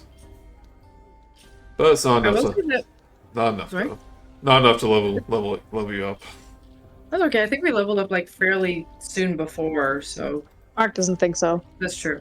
But honestly, that just felt like a very lucky battle for the most part, and very devastating blows when they did hit. though. Yeah, he didn't land many hits, so thus he couldn't use a ton of reactions. But when he Yeah. did, they were bad. It Yeah. wasn't fun.